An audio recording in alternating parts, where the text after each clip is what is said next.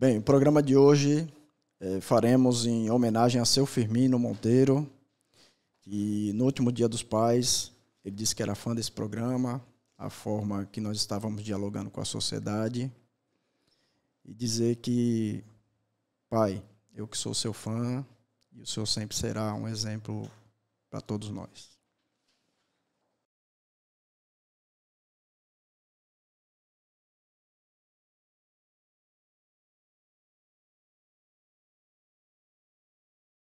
Bom dia, boa tarde, boa noite. Estamos em mais um episódio da Voz do Médico, nosso 9º episódio já, doutor Gemiro.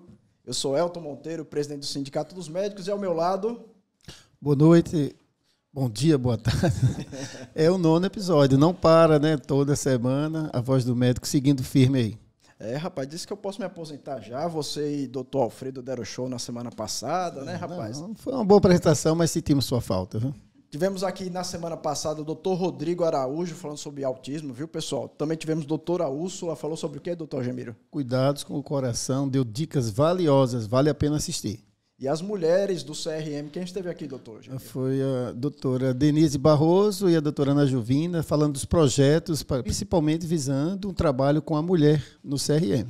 Interessante. E também tivemos o doutor Lúcio com a doutora Débora Pimentel. Foi. Aproveitamos a presença dessa valiosa escritora, médica, psicanalista.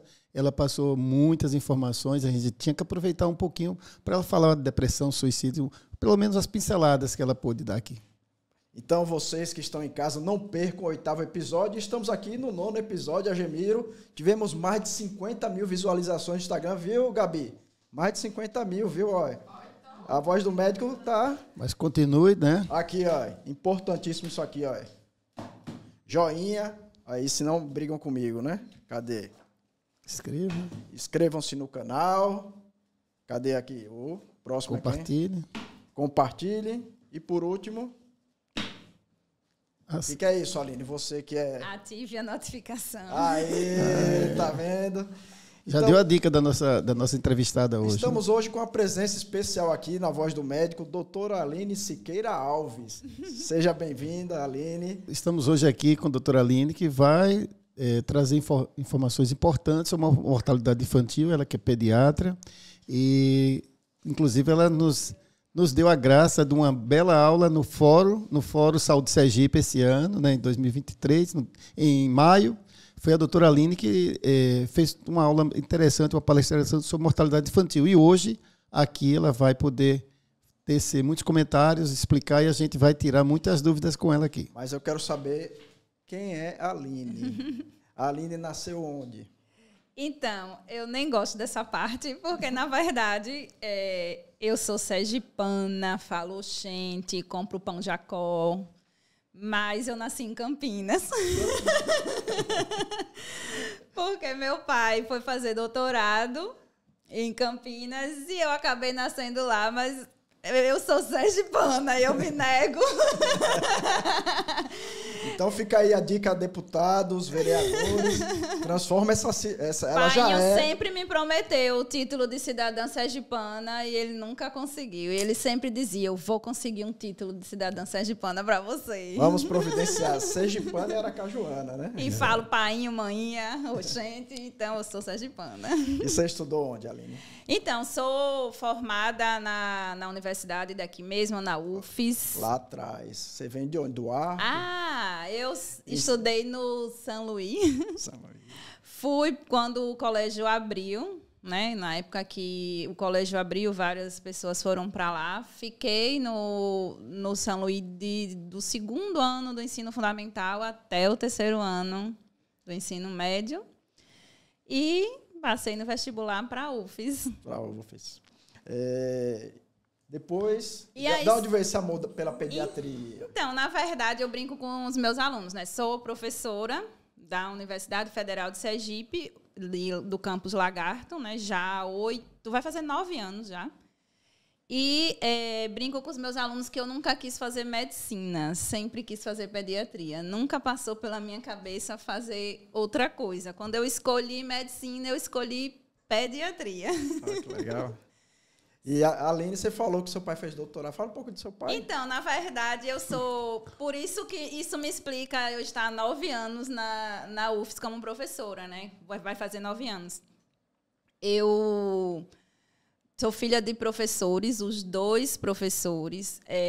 Meu pai foi um dos fundadores da Universidade Federal de Sergipe. O nome dele? José do Patrocínio, Ora Alves. E, então, ele era professor do departamento de Química.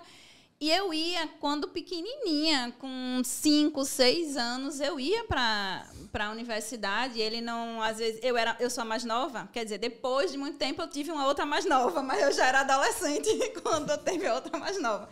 Então, na minha infância, eu era a mais nova. E aí, meu pai, às vezes, não tinha com quem deixar, me levava para a universidade, para o departamento de Química. E eu conhecia o pessoal de lá, conhecia as secretárias do departamento, e eu me encantava com aquele universo mesmo, que é a universidade. E eu ficava vendo aquelas salas enormes, aqueles corredores enormes, e eu sempre tive o desejo de, eu vou trabalhar aqui. E eu falava com meu pai, eu quero ser cientista. E aí ele dizia, mas o cientista tem que ter alguma formação. Cientista não é uma formação. Mas eu sempre dizia que eu queria ser cientista, porque eu vivi minha infância no departamento de Química, andando pelos laboratórios, vendo meu pai fazendo experimentos, dando aulas. Então, sempre eram meus 2 desejos, ser professora, primeiro cientista, né? Aí depois fui para professora e médica. E aí... Hoje tenho o prazer de realizar essas 2 formações. Sou professora e sou médica. Aproveite e fale sobre sua mãe. Dona Siqueira. Não pode deixar. O nome completo dela. Eva Maria Siqueira Alves, também professora. Só que aí minha mãe já teve uma história diferente. Ela era professora da rede pública estadual. E... fazia sempre um trabalho diferente. Também ia, muitas vezes, à aula com minha mãe. Ficava ali, ia para a universidade, ia para o Gonçalo. Ela dava aula no Gonçalo.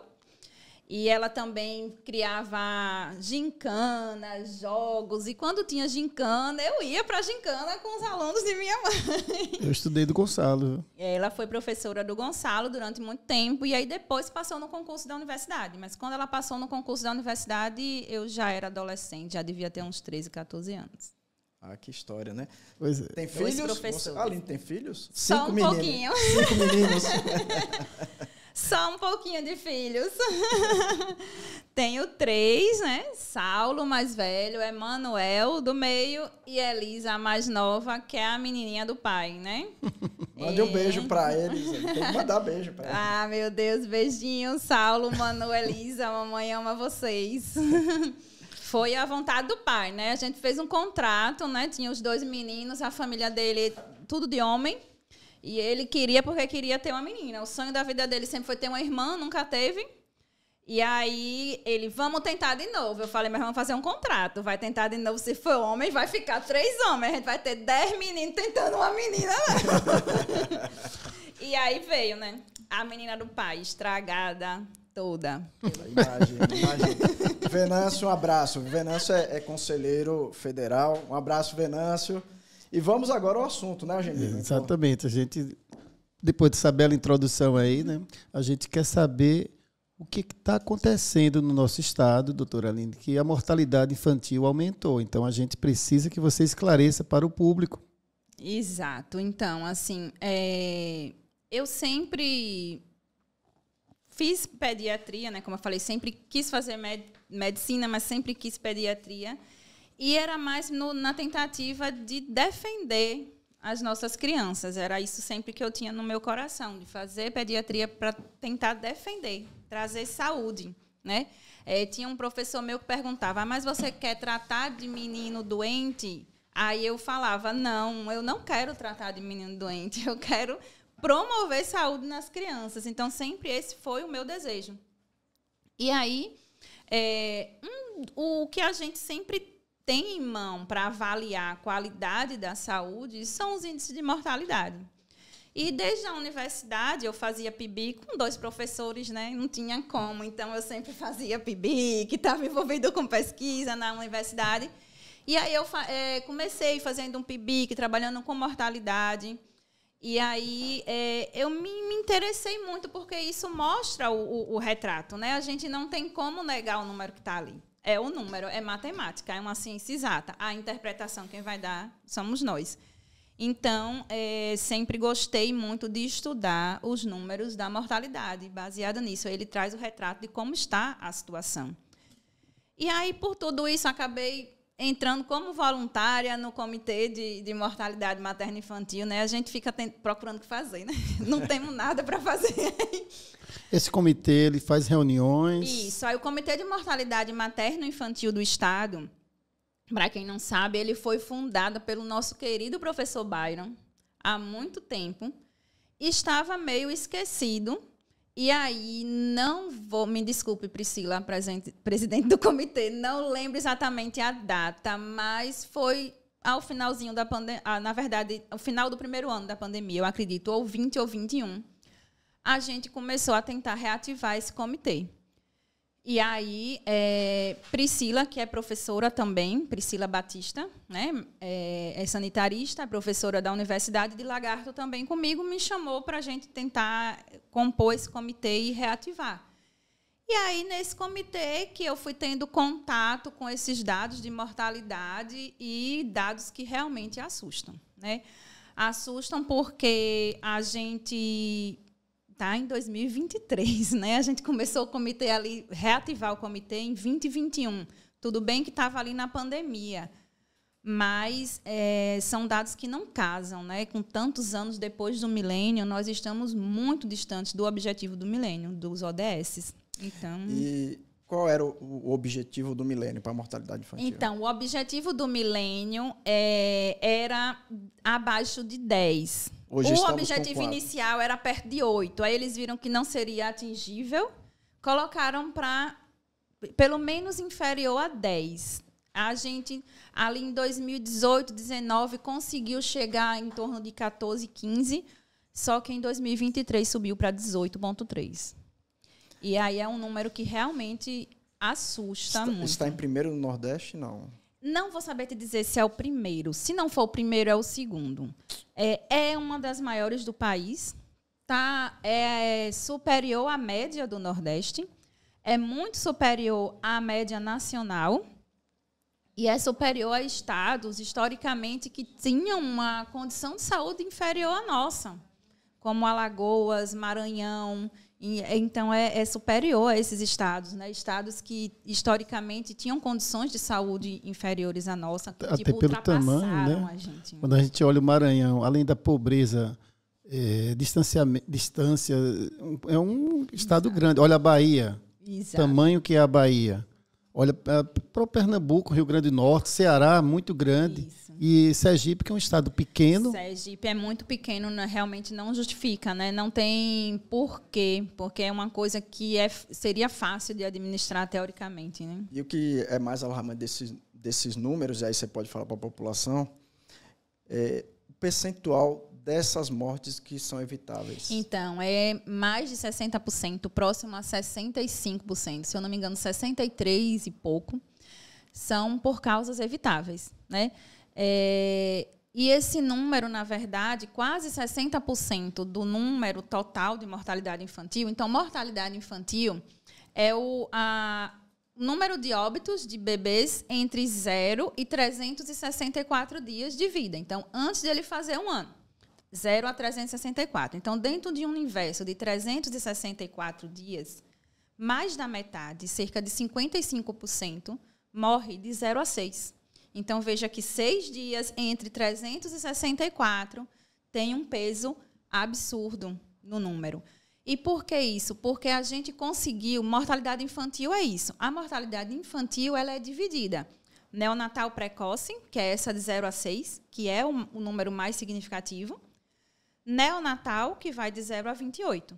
E aí, dentro da neonatal, tem a neonatal tardia, que seria de 7 a 28. Então, é um peso muito grande de 6 dias entre 364. Se somar, né, doutora Aline? Se somar o precoce com a tardia, ou seja, 28 dias, um mês, quer dizer, já é um número, né? Em um mês de vida em relação a 364 Exato. dias, né? E por quê? Porque a gente reduziu muito a pós-neonatal, que é depois de um mês. A pós-neonatal ela é redutível por vacinação. Estou com o Zé Gotinha, presente da doutora Ana Jovina. Então, a pós-neonatal, né, pós esse primeiro mês de vida, ela é redutível por vacinação, por acesso maior a outros tratamentos, a tratamentos antibióticos, tratamentos de verminoses, e tudo isso realmente se desenvolveu no nosso país, no nosso estado. E a neonatal, ela tem um peso que é muito espalhado, foge ao âmbito saúde, porque ela envolve outras condições, inclusive de educação dessa mulher antes de engravidar. Então, nível educacional da mulher, saúde da mulher antes dela engravidar, saúde no sentido global, tanto de saúde física quanto mental, porque o estresse materno está associado à maior mortalidade. A própria questão alimentar. A gente que atende na UBS, tem gestante que chega para a gente e que a gente fecha os olhos, porque ela disse que só tem uma salsicha para comer. Exato. E a gente fecha os olhos e vai seguindo o pré-natal com ela, porque não tem como mudar facilmente esse dado que ela vem trazendo. Né? Então, é difícil de reduzir. São números importantes. Para quem está nos assistindo, o que é que a Aline falou? Que 50% das mortes que acontecem da mortalidade infantil ocorrem nos 6 primeiros dias de vida. Isso é gravíssimo. E se a gente ampliar para os 28 primeiros dias de vida... 63. É mais de 60. Mais de 60. Então...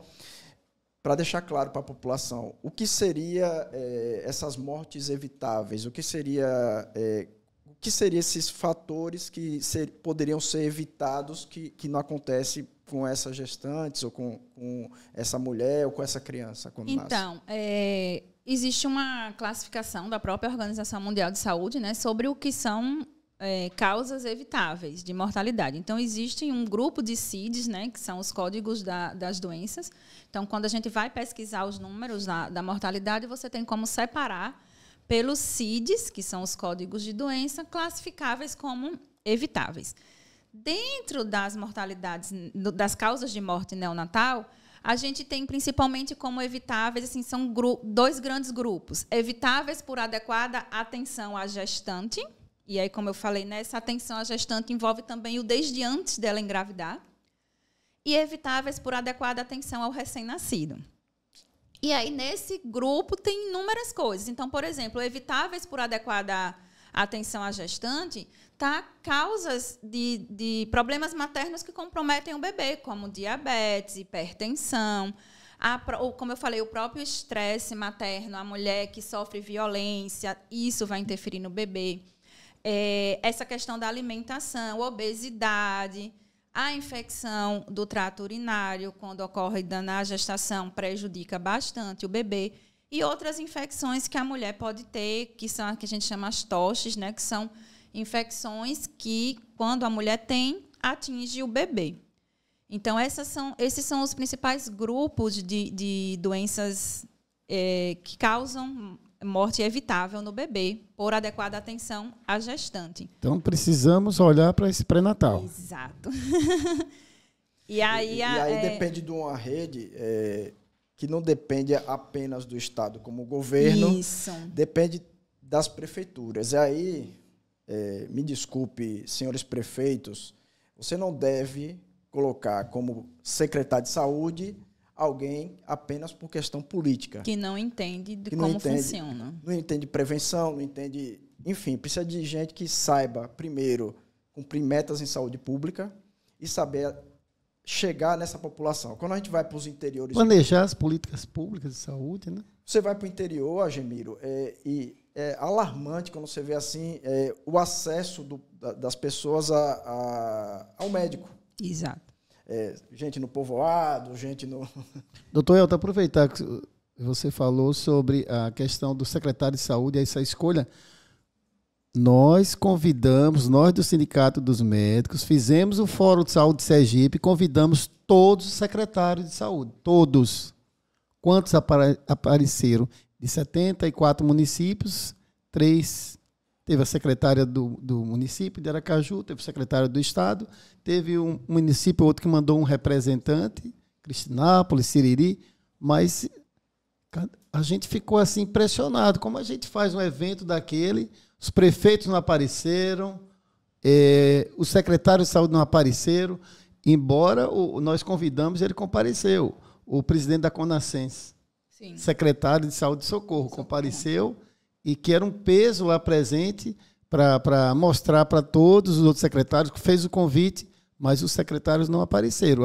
Aí traz a doutora Aline agora esse número absurdo da mortalidade infantil, quer dizer, esses secretários têm que ter um critério para ser colocado mesmo no cargo, importantíssimo para a gente mudar a mortalidade, não só infantil, que a gente não está tocando no tema da mortalidade materna, que também é elevada nesse país. E, então, assim, fica aí esse puxão de orelha para os senhores prefeitos que não deram atenção na discussão do fórum. E essa aula sobre mortalidade infantil, esse tema, a doutora Aline também apresentou, e tantos outros que nós fizemos lá. No Conselho Estadual de Saúde. E é um grito que a gente está dando à sociedade. Exato. Porque a Aline já foi ao fórum, já foi ao comitê, já foi ao Conselho Estadual de Saúde, está vindo a voz do médico falar sobre mortalidade infantil, os números alarmantes, falando os caminhos, mas parece que nosso grito não está chegando, viu, Agemiro? Mas vamos fazer coar mais longe ainda, se for possível. Denunciar o Ministério Público. E voltando a esse tema, Aline, seu trabalho, eu sei que é árduo, essa questão da mortalidade infantil. Você foi ao Conselho Estadual de Saúde. Isso, então, foi mais uma tentativa, né, de trazer esses números para as pessoas verem mesmo, né, enxergarem esses números. Essa aula nós demos também na reunião do Conselho dos Secretários de Saúde. Sim. Eu esqueci a sigla. Conascense. E eu fui lá com a Ana Jovina também. E aí, quando a gente estava falando, a Ana Jovina mesmo perguntou, quem daqui... E tinham todos os secretários, porque era uma reunião ordinária, né? Tinham todos os secretários.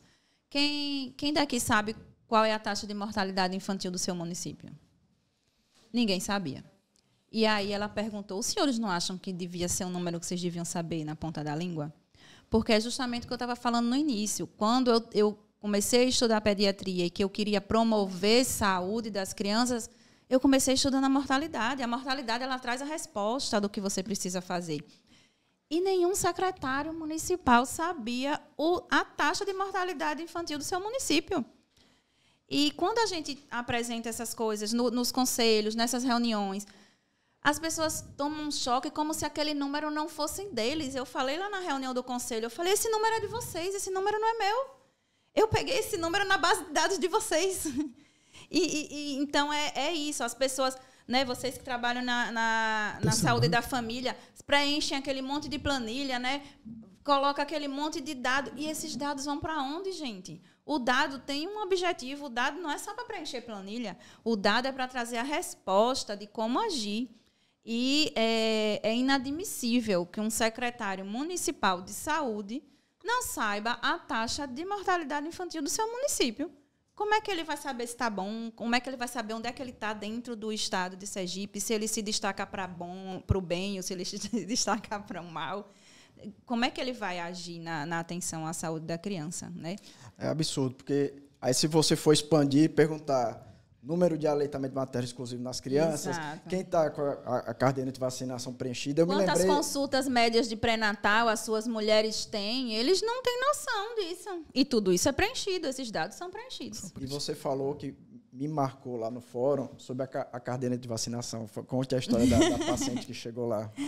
Então, na verdade, porque a gente estava falando sobre adequada assistência à mãe, né, as preveníveis por causa materna, as preveníveis por assistência ao recém-nascido, porque eu estou falando aqui mais da mortalidade neonatal, que é a maior taxa. Mas a intenção lá no fórum era trazer um panorama da saúde da criança no estado. E aí eu trouxe algumas fotinhas que a gente vai tirando nos atendimentos, né, de crianças. E é absurdo, né? Então, tem povoados, que foi essa caderneta que eu mostrei lá na aula.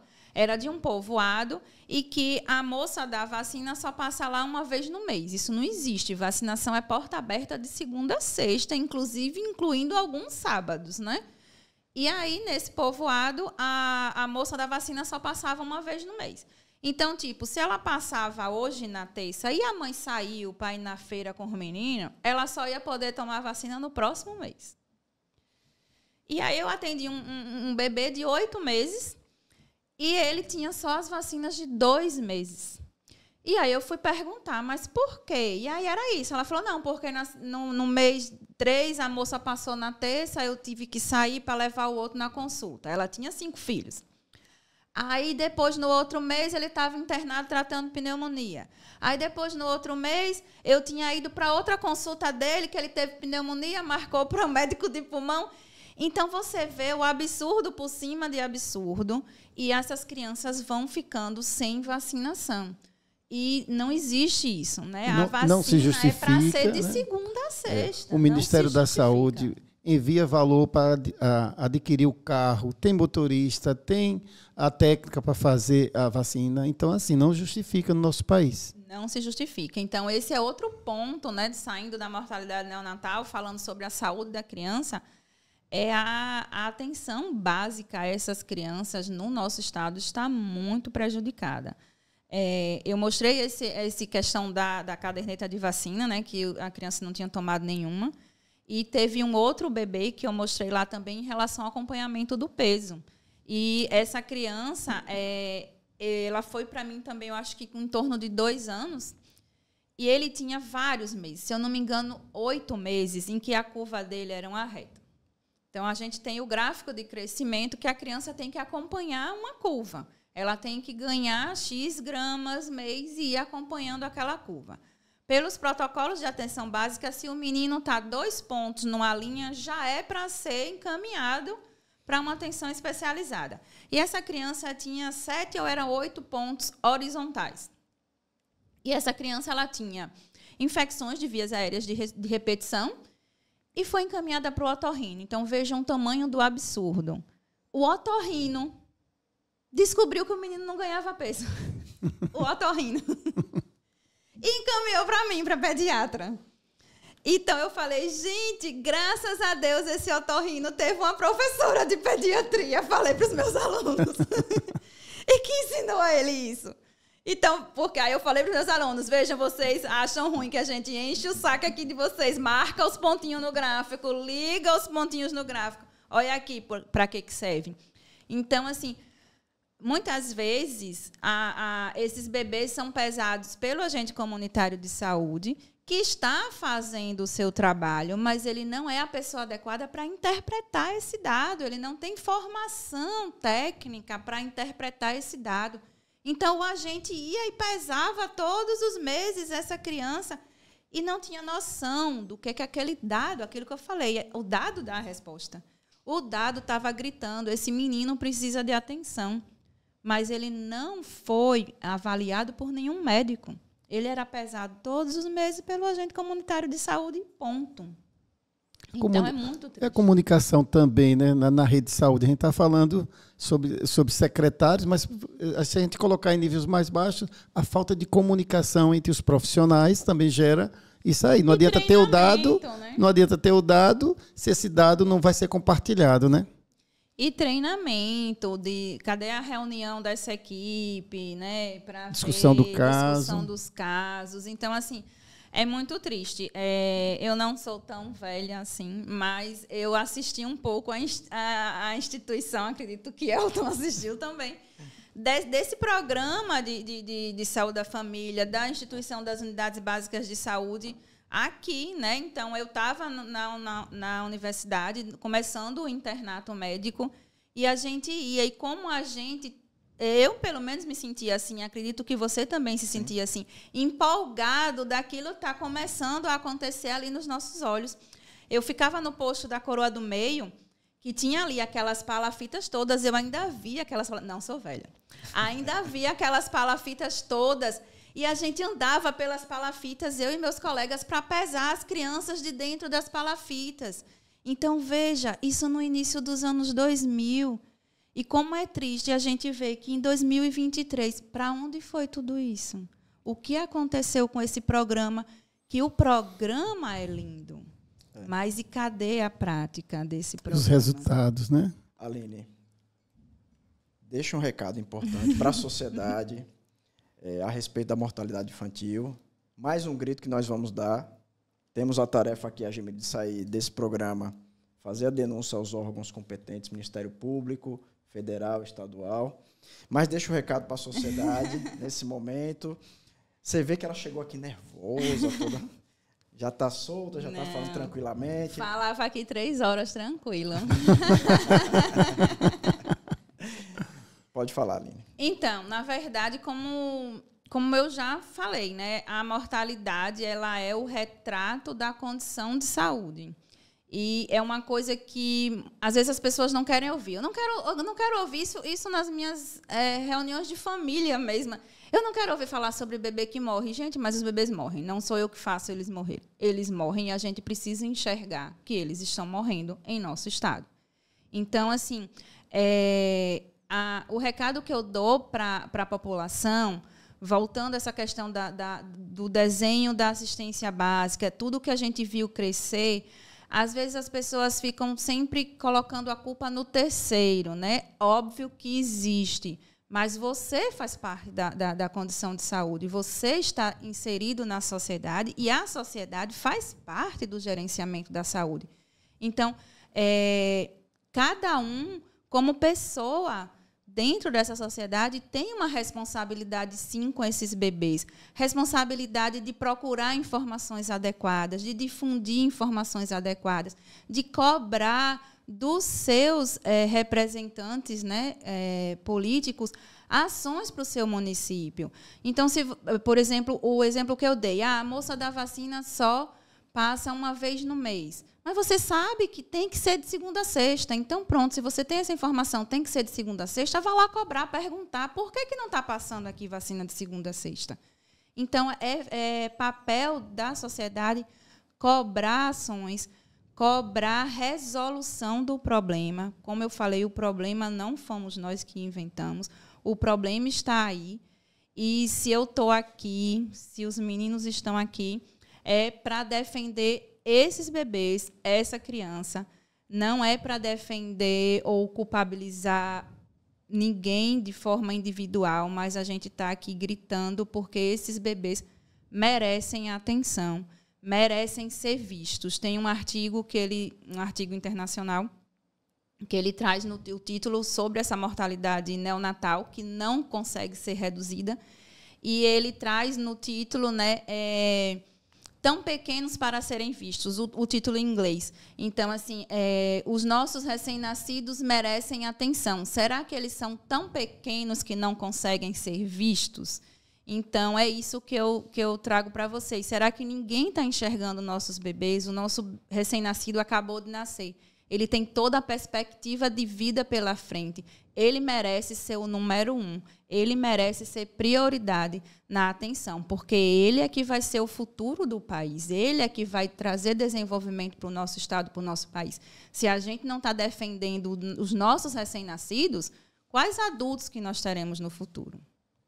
Agemiro. Agradecer a presença da doutora Aline e dizer que o Sindicato dos Médicos, através desse programa Voz do Médico, não vai se calar. A gente quer um debate público sobre mortalidade infantil, mortalidade materna. A gente quer saúde de qualidade para nosso estado e a gente precisa baixar esse número da mortalidade infantil e não vamos nos calar.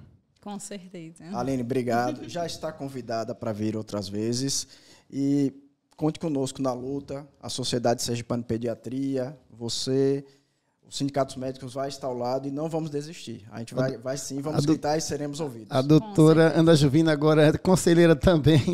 A gente vai ser mais uma parceira, né? Com certeza. Muito obrigado. Obrigada, meninas. Ok. Foi um prazer. Uma boa noite.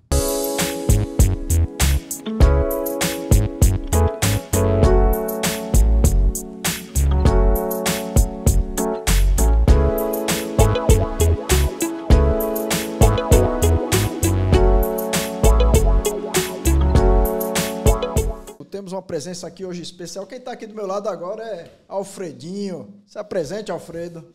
Bom dia a todos, boa tarde, boa noite. Tá? O Alfredo, diretor do sindicato, estamos aqui mais uma vez. E lembrando, Espina, não fique só, fique sócio, Felícia ao Sindimed. Muito bem, Alfredo, muito bem. Estamos aqui com Reginaldo Andrade. Seja bem-vindo à Voz do Médico, Reginaldo. Reginaldo é mais um patrocinador da Voz do Médico. Ele vai contar um pouco sobre ele, sobre o que ele está oferecendo aos nossos filiados. Fale primeiro sobre você, Reginaldo. Quem é Reginaldo Andrade? Pronto. Reginaldo Andrade hoje é consultor empresarial e ele segmentou a área clínica justamente para dar suporte e gerou um novo produto no mercado que é chamado de ambidestria, que é como instruir o médico para que ele tenha uma carreira e solidez nessa carreira, fazendo marketing pessoal e crescendo enquanto profissional daquela área, se posicionando nesse mercado, e ter um negócio autônomo, que funcione não necessariamente só quando ele está dentro. Então, quando a gente vai para a ambidestria, é como ter um negócio que tem alguém lá bem treinado para conduzir uma equipe também muito bem treinada e que essa empresa funcione com ou sem o médico lá dentro. Ou melhor, dentro dessa estrutura, se eu deixar de atender, como é que a clínica vai continuar funcionando? Se eu deixar de gerir, estando lá diariamente, como a clínica vai continuar funcionando? Parece ser algo simples na área de negócios, ter um negócio autônomo, mas na área clínica é uma dificuldade enorme, porque muitas vezes o médico ele estudou a formação inteira só para ser médico, e quando abre um negócio tem uma dificuldade enorme de entender de gestão de pessoas, gestão de processos, gestão de resultados, progressão, expansão do negócio, e muitas vezes ou fica refém de um negócio que não cresce, ou termina a clínica dele não progredindo e ele tendo que fechar e ter somente um consultório, agora para o resto da vida, ou trabalhar para outras clínicas, porque, segundo ele, não deu sorte com o negócio. Resumindo, você médico, não é administrador.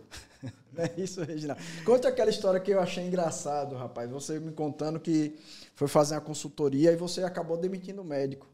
Que ele era o gerente. Não, o senhor tem que sair da gerência da sua clínica. Ele me convidou para eu fazer primeiro uma abordagem teste, que é chamada de cliente oculto.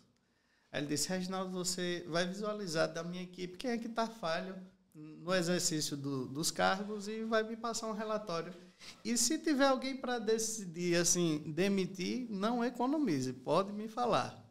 Aí quando eu sentei com ele, eu digo: olha, doutor, a principal âncora que está puxando a empresa aqui para baixo é uma pessoa que ela não tem formação para o cargo, não desenvolveu competências e habilidades, não faz por onde desenvolver e está exercendo o cargo mais importante da empresa. Ele disse: eita, rapaz, e quem é?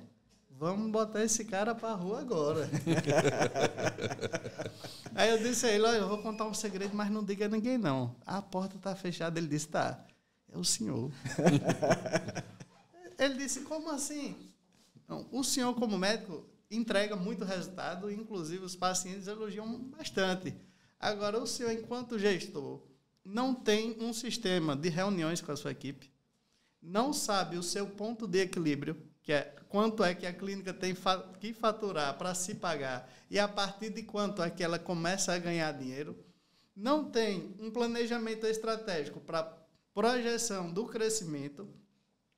O marketing, ele funciona somente com a fachada da clínica sendo o principal produto para atrair o cliente, mas não tem um marketing ativo que diz assim: eu pego na mão do paciente, trago para a clínica, atendo ele e mantenho ele como alguém fidelizado. E não só ele é fidelizado, como eu faço com que ele gere a indicação por ele se sentir bem aqui ao ponto de vender o meu negócio.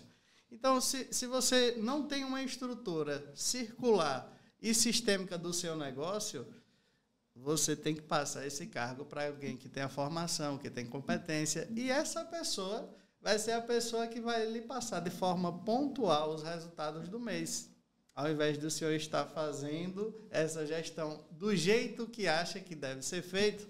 Você vai contratar alguém para fazer do jeito que deve ser feito e colher delas somente os resultados. E não é que ele se demitiu. Aí ele se demitiu, a gente desenhou o manual de funcionamento da clínica com missão, visão, valores, desenho de cargos, os POPs necessários e iniciou agora com projetos de campanhas, o marketing bem estruturado, com uma projeção de crescimento.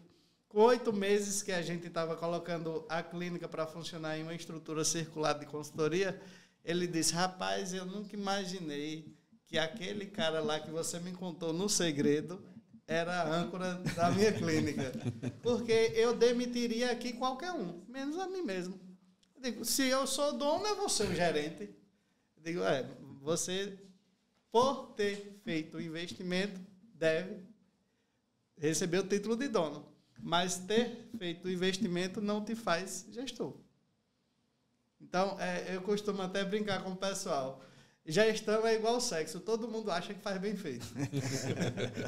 Mas, na realidade, quando você vai examinar, quando vai se aprofundar na estrutura de funcionamento e de resultado, não é todo mundo que chega ao ápice, né? É aquela velha brincadeira que a gente faz na medicina, né? Tu lembra? A gente gasta 99% do nosso neurônio com a medicina e se esquece do resto. Esse resto é importante, né? E Reginaldo, o posterior, né, que foi essa questão que ele falou, né, que ele disse, não, agora realmente foi bom me demitir. Então, aí o recado que você deixa aos nossos colegas, justamente para, olhando para a câmera da verdade ali, você diz, pessoal, fale como você pode ajudá-los no dia a dia, porque como esse colega nosso aí, tem milhares aí que estão do mesmo jeito, abrindo suas clínicas, montando seu negócio, às vezes mal assessorados. Pode falar para a câmera ali. Então, dentro da estrutura de funcionamento de um negócio da área da saúde, você não necessariamente precisa ser o gestor por ser o dono. Então, você pode e deve contratar pessoas qualificadas para ter um time de resultados e, então, ter uma empresa de resultados. Às vezes, alguns consultores chegam para médicos e dizem assim, é interessante que você desenvolva muito bem a gestão e deixe de atender e passe a ser agora dono do seu negócio. Eu trago justamente o contrário, eu trago a ambidestria. Seja muito bom no que você tem como propósito de vida. Cresça enquanto médico, se posicione como médico e tenha um negócio que funcione sem necessariamente ter a sua mão de obra direta empregada nele. Um negócio com gestão autônoma. Muito bem. Pessoal, e Reginaldo é nosso parceiro, nosso patrocinador. Procure lá na página do sindicato, colocar nas descrições do YouTube. Entre lá. E, Reginaldo, marcar outro dia para você já vir com algumas dicas aí, para o pessoal vir, para falar algumas coisas, algumas dicas para o pessoal já se antenar nessa questão de administração, porque todo mundo, médico se acha, né? Acha que pode administrar, é bom em futebol, tênis de mesa, é bom em tudo. Bom em tudo. E o calcanhar de Aquiles das clínicas é justamente gestão de pessoas. Então, até a próxima fala, a gente pode focar nessa parte de como pegar uma equipe comum e transformar em um time de resultados. Tá certo, então. Reginaldo, seja bem-vindo. A Voz do Médico virá inúmeras vezes aqui. É uma honra tê-lo conosco, viu? Muito obrigado pelo convite. Abraço, tudo de bom. Valeu.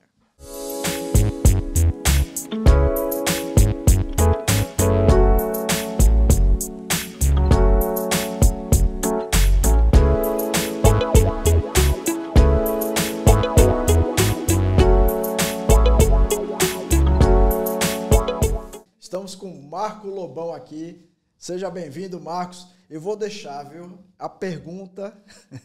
Primeiro se apresente. Quem é Marco Lobão? Eu sou Marco Lobão, eu sou representante do BNI no estado de Sergipe.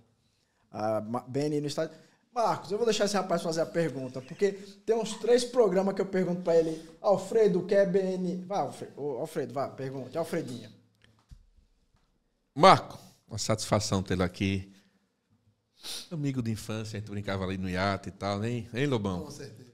Mas vamos lá, o que é a BNI? BNI, primeiro, a sigla significa Business Network International. É o maior grupo de network do mundo. Ele é focado em quê? Ele junta empresários para que um possa ajudar o outro a encontrar novos clientes ou novos parceiros. Então, a BNI, como é que ela funciona, a BNI? São eventos semanais com palestrantes, cada evento com os seus palestrantes em seus segmentos, porque não pode ter concorrência dentro dos grupos. Então, só existe um especialista em cada segmento. Então, entrou o médico do trabalho, não vai entrar outro médico do trabalho. Entrou uma construtora, outra construtora não vai, só pode ter um. Por quê? Porque lá a gente trabalha com especialistas. A gente trabalha com o melhor de cada segmento. Então, só existe um melhor em cada grupo, não existe 2. E como todo grupo foca as suas referências para aquelas pessoas, tem uma regularidade muito grande de negócios. Aí, uma vez me perguntaram, Lobão, mas dava para ter 2 arquitetos? Aí eu fiz, tá. No seu grupo, então, você quer botar 2 arquitetos. Ok. E se aparecer uma referência, quem você vai dizer que é ruim? Por isso que não pode ter. Porque você vai ter que opinar quem vai ser o melhor. Você vai mandar o seu cliente para quem? Para um ou para o outro? Então, pensando nisso, não se tem concorrência dentro do BNI e é um grupo focado em resultados. É tanto que nos últimos 12 meses, a número global, que o BNI está em 77 países, foram gerados de negócio entre os membros mais de 21,7 bilhões de dólares, mais de 100 bilhões de reais. Poxa.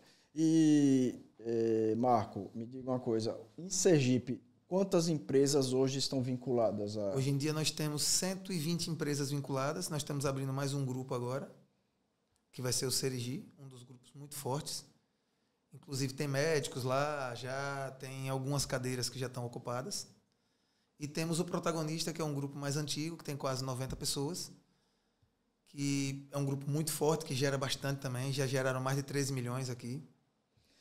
Então funciona como uma organização, né? Que se ajudam, digamos assim. Se funciona o marketing interno e também externo, de certa forma. Ele é focado em ajudar o outro a encontrar novos clientes.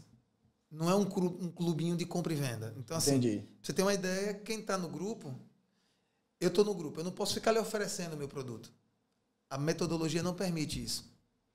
Eu tenho que fazer o quê? Eu tenho que achar clientes para o grupo, para que as pessoas do grupo possam fechar. Mas eu não preciso estar lá. Lógico, isso acontece constantemente, porque se eu confio no seu trabalho, é porque você é bom. Se você é bom, eu vou adquirir o seu produto. Mas o objetivo do grupo é conseguir novos clientes e novos parceiros. São 120 empresas hoje em todas as áreas afins. Tem bastante áreas. Direito, medicina... Direito, medicina, empresa, comércio, civil, varejo, indústria. Turismo. Turismo.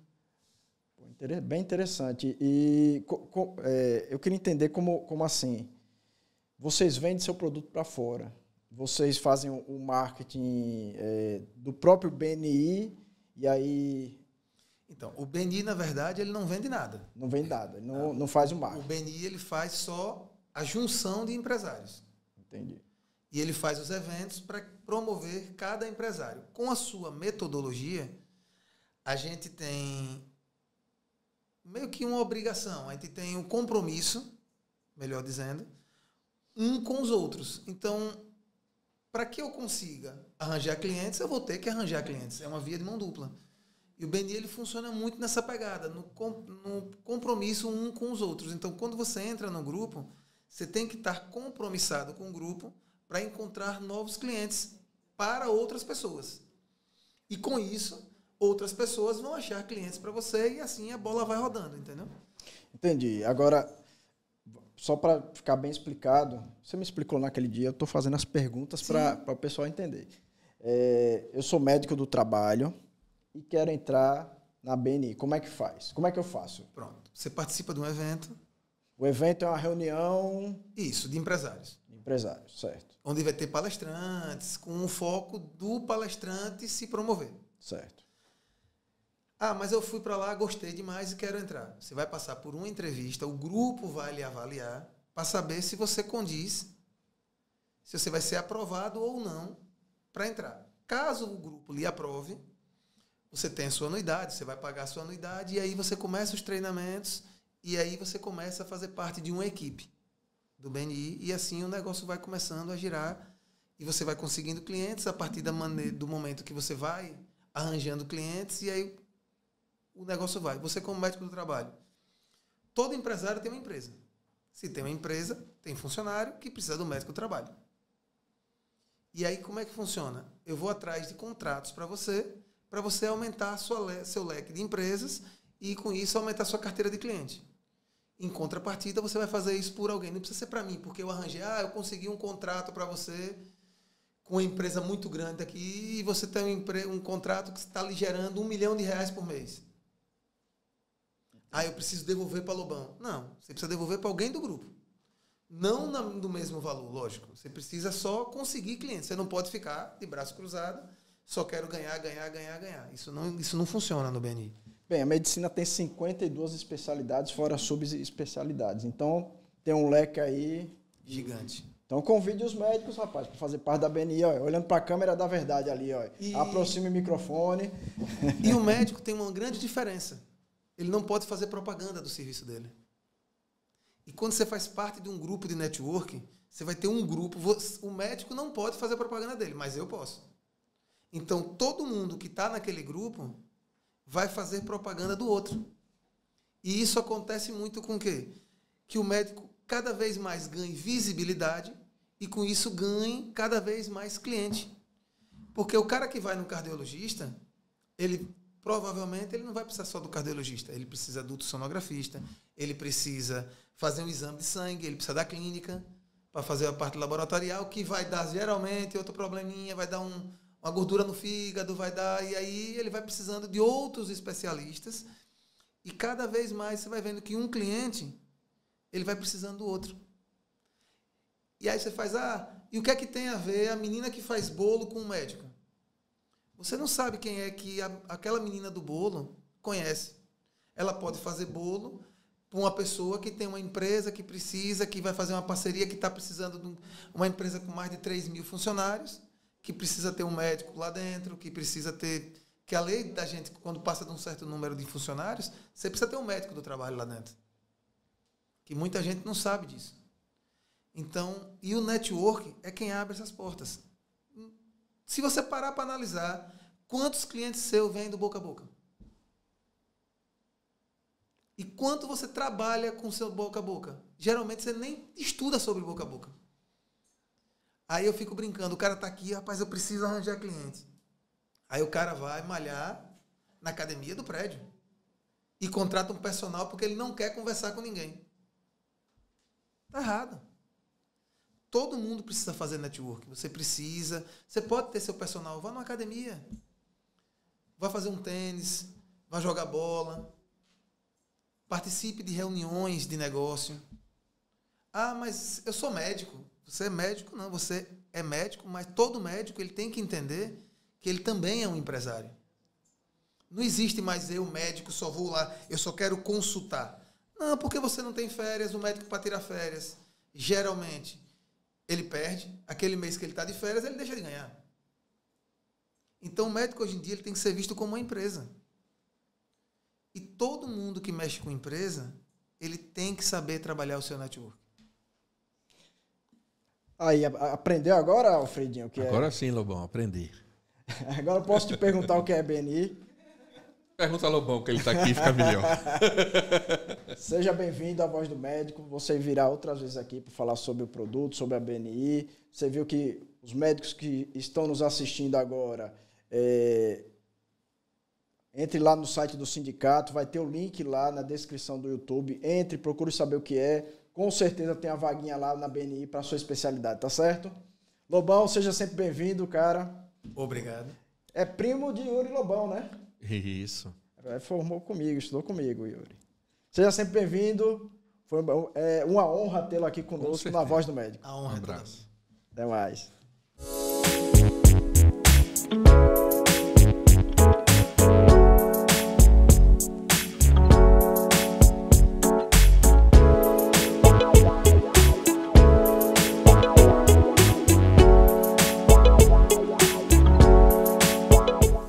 Estamos aqui com uma presença muito especial, mas antes, meu diretor briga comigo, dê o joinha, se inscreva no canal, compartilhe, você pode compartilhar, você clica no compartilha, aparece lá os iconezinhos do WhatsApp, Instagram, Facebook, você sabia não, né? Eu também não, aprendi um dia desse. E ative o sininho, o que é isso, doutor Antônio? É para avisar que já tem novidade. Aí, tá vendo aí, ó. Tá vendo aí? Só a gente que não sabia, viu, Agemiro? Todo mundo antenado, muito bem. Todo mundo antenado. Então, hoje estamos aqui com uma presença muito especial, Agemiro. Mas antes da gente falar porque ele está aqui, eu quero saber quem é doutor Antônio. Nasceu onde, doutor Antônio? Eu sou baiano, sou de Ribeira do Pombal, né, na Bahia. Fiz minha formação no interior de São Paulo, em Ribeirão Preto. Depois fui fazer minha residência em psiquiatria em Campinas, psicoterapia em São Paulo, na USP. E tem 10 anos que eu moro aqui em Aracaju. Rapaz, pense no currículo do homem, né? Rapaz. E o senhor veio para Sergipe há 10 anos. Isso. E o senhor fez o ensino médio na Bahia mesmo? Eu fiz em Salvador. Em Salvador, Foi. né? Salvador. Ah, tá. E qual o colégio lá de Salvador? Drummond.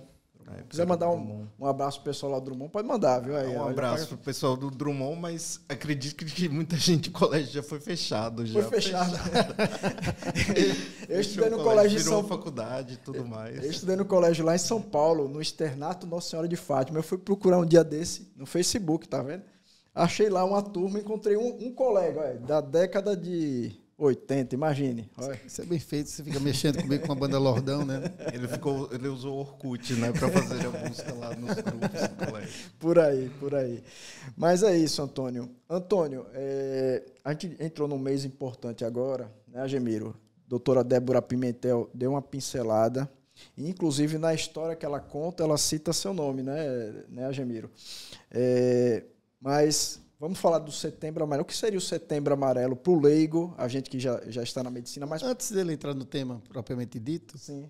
Por que a escolha da psiquiatria dentre tantas as áreas da verdade. medicina? A psiquiatria sempre me encantou. Acho que antes de entrar na medicina, eu já fazia acompanhamento, né, de psicanálise, né, já tinha ali todo um acompanhamento. E durante a faculdade, eu gostava de ouvir as histórias. Mas ali num mecanismo de negação, talvez, né? E eu fui presidente de liga de cirurgia, né? Então eu estava lá no meio das cirurgias, eu dizia, nossa, mas eu não gosto da cirurgia. Quando eu ia para a enfermaria e eu ficava ouvindo as histórias e tudo mais, eu disse, o que eu quero é ouvir. Eu quero ser acho que eu tenho uma característica boa de ser um bom ouvinte, né? E aí fui me apaixonando pela área cada vez mais e passando por estágios e tudo. Mas entre a área clínica da psiquiatria e a psicanálise eu acho a gente participa de algum evento, eu acho difícil demais. Sim. Como é que você vê essa? Porque a psicanálise é algo bem... Mas eu acho que mostra nas duas assim a importância da escuta, né, e do falar, né? Falar ajuda, né, e você ter um médico que escute, que esteja ali muito... a gente sabe a importância da medicação na psiquiatria, mas sabe essa importância de ouvir, de um bom psiquiatra ter ali a escuta para fazer a história, para dar o diagnóstico, né? Então, acho que é nessa linha. Assim, são parecidos quando você vai ali para escutar, para não ficar focado no diagnóstico em si, né, nos sintomas, né, mas saber que tem uma amplitude, tem a questão dos relacionamentos, das vivências, a história de vida da pessoa, isso é fundamental. Ok. Setembro Amarelo. O que seria o Setembro Amarelo, doutor? Setembro Amarelo, ele é o mês dedicado à prevenção do suicídio, né? Suicídio hoje ele está em alta, continua em alta no Brasil, né? Enquanto alguns países aí do hemisfério norte a gente já vê uma diminuição do número, o Brasil ele continua em números crescentes. E a gente ainda tem... são estimativas, né? Porque tem todo um preconceito na hora, né, de colocar ali que a pessoa cometeu o ato de suicídio. E então a gente tem uma estimativa aí de 40 brasileiros por dia cometem suicídio. A gente tem aí no mundo 1 milhão de pessoas, uma estimativa de 1 milhão de pessoas cometem suicídio por ano. As famílias têm dificuldade de relatar que o familiar... Tem muito preconceito sobre isso, né? Muito também porque a família vai sofrer com isso daí, né? Ela vai receber muitos estigmas, vão se sentir culpados, vão receber, né, essa carga da culpa, quando na verdade era para serem acolhidos, os outros ficam culpando a família, né? Então é muito difícil para a família reconhecer que um familiar cometeu suicídio. E mesmo para um filho falar, olha, meu pai cometeu um suicídio, eu tinha 5 anos. É algo assim, se já a morte já é algo complicado de aceitar, o suicídio, então, carrega toda essa parte poderosa assim, de negação, de não querer tocar. Sim, é um tema difícil de ser falado, mas, por exemplo, a gente também tem muito suicídio em acidentes automobilísticos. E isso não é falado, vem como causa de morte um acidente automobilístico, quando, na verdade, pode ter sido ali uma tentativa de suicídio, né? Um suicídio mesmo, um ato do suicídio. Doutor Antônio, o perfil desses pacientes nos últimos anos, na última década, tem mudado? Esses pacientes que cometem suicídio, as causas, digamos assim, o perfil do paciente que cometeu suicídio na década de 90, início dos anos 2000 e o atual. Mudou o perfil? Enfim, é uma pergunta que eu me faço, porque tem crescido o número de pacientes, inclusive, talvez antigamente, não sei se era mal diagnosticado, inclusive em crianças com depressão. Como é que o perfil agora desses? Então, a gente está vendo uma crescente aí entre jovens, né, os adolescentes, os adultos jovens, tem um número maior, né, de tentativas de suicídio e de suicídio, como também tem um número crescente ali nos idosos, né? Então, são 2 grupos importantes, né? A gente fica muito focado, né, na criança e no adolescente e acaba esquecendo do público idoso, né, em que ali muitos cometem suicídio, tentam suicídio porque estão sozinhos, porque, né, estão aposentados, não tem mais o companheiro, vivem, né, não querem dar trabalho para os filhos, né, muitas vezes, ou tem as doenças crônicas, né? Então a gente tem um prolongamento da vida, né, e vem as doenças crônicas e muitos acabam ali também indo em busca do suicídio por causa disso, né? O envelhecimento também leva a isso. Em relação ao sexo? No sexo, a gente tem 2 coisas que chamam a atenção. As mulheres, elas tentam mais, elas fazem mais tentativas de suicídio. Os homens cometem mais o suicídio. Por quê? O homem, quando ele faz ali, ele está com um pensamento de suicídio, ele vai buscar sempre um método mais grave, né? Um método mais forte que leva realmente ao suicídio.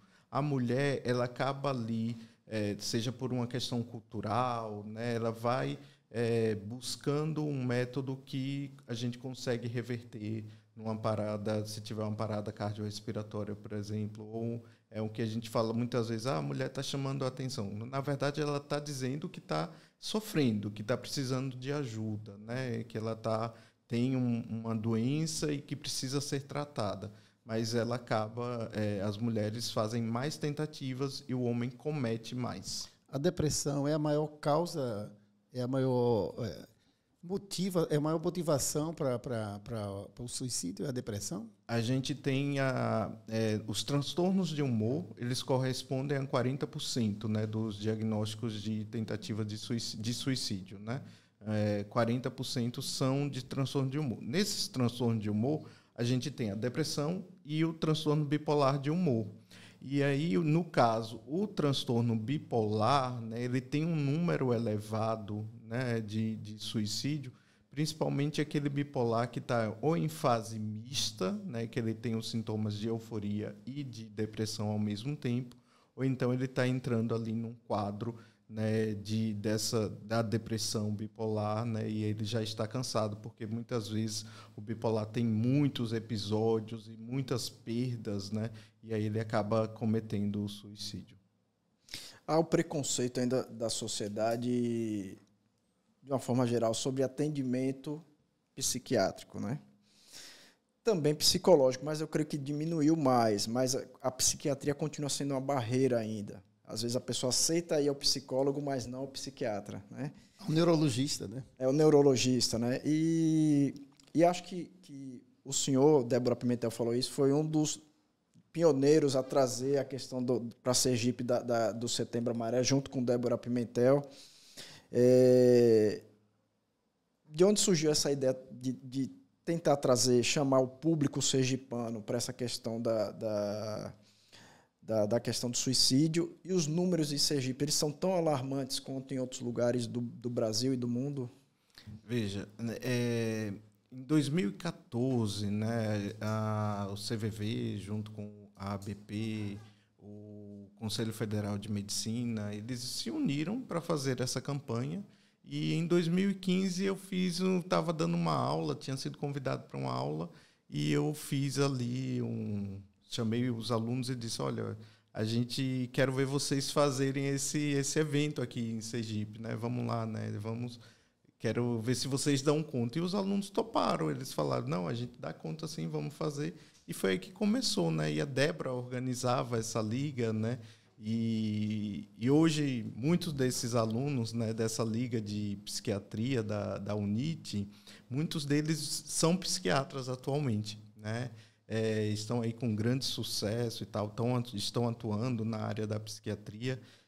Alguns até me falam que eu sou o pai deles, né? É tão engraçado isso, porque a gente vai ali, né, vai incentivando e vê, né, alunos incríveis e, né, conquistando o mercado.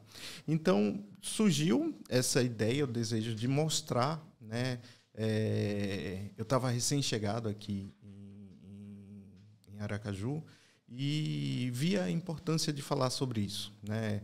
Era um segmento que a própria Associação Brasileira de Psiquiatria, né, essa campanha, né, veio e Sergipe abraçou, né? E durante um tempo, assim, a gente teve também a doutora Norma, que é psiquiatra, e a doutora Norma era presidente da Associação Sergipana de Psiquiatria. Teve a doutora Milton, né, o Milton Filho também. Foram outras pessoas que foram, né, e juntos fomos lá, fazer eventos. E essa campanha ela foi crescendo em proporções muito grandes aqui no estado. O estado de Sergipe ele se tornou um dos maiores estados para essa campanha, com eventos, né, com palestras, com participação em rádios, escolas, eventos em instituições particulares, hospitais, tudo, universidades. Ficou muito amplo. E a gente viu que ainda tem um número grande de suicídio no estado. O que está acontecendo? Esse número continua alto, principalmente entre jovens, né? Principalmente entre jovens. No Brasil, esse número é elevado, em torno de 15 mil anual? É alto, né? 40 por dia, assim, é um número alto. O que está acontecendo? Falta recursos, falta profissionais no SUS. Falta ali... A gente mesmo agora está passando por... O CASE não está fornecendo medicamentos para...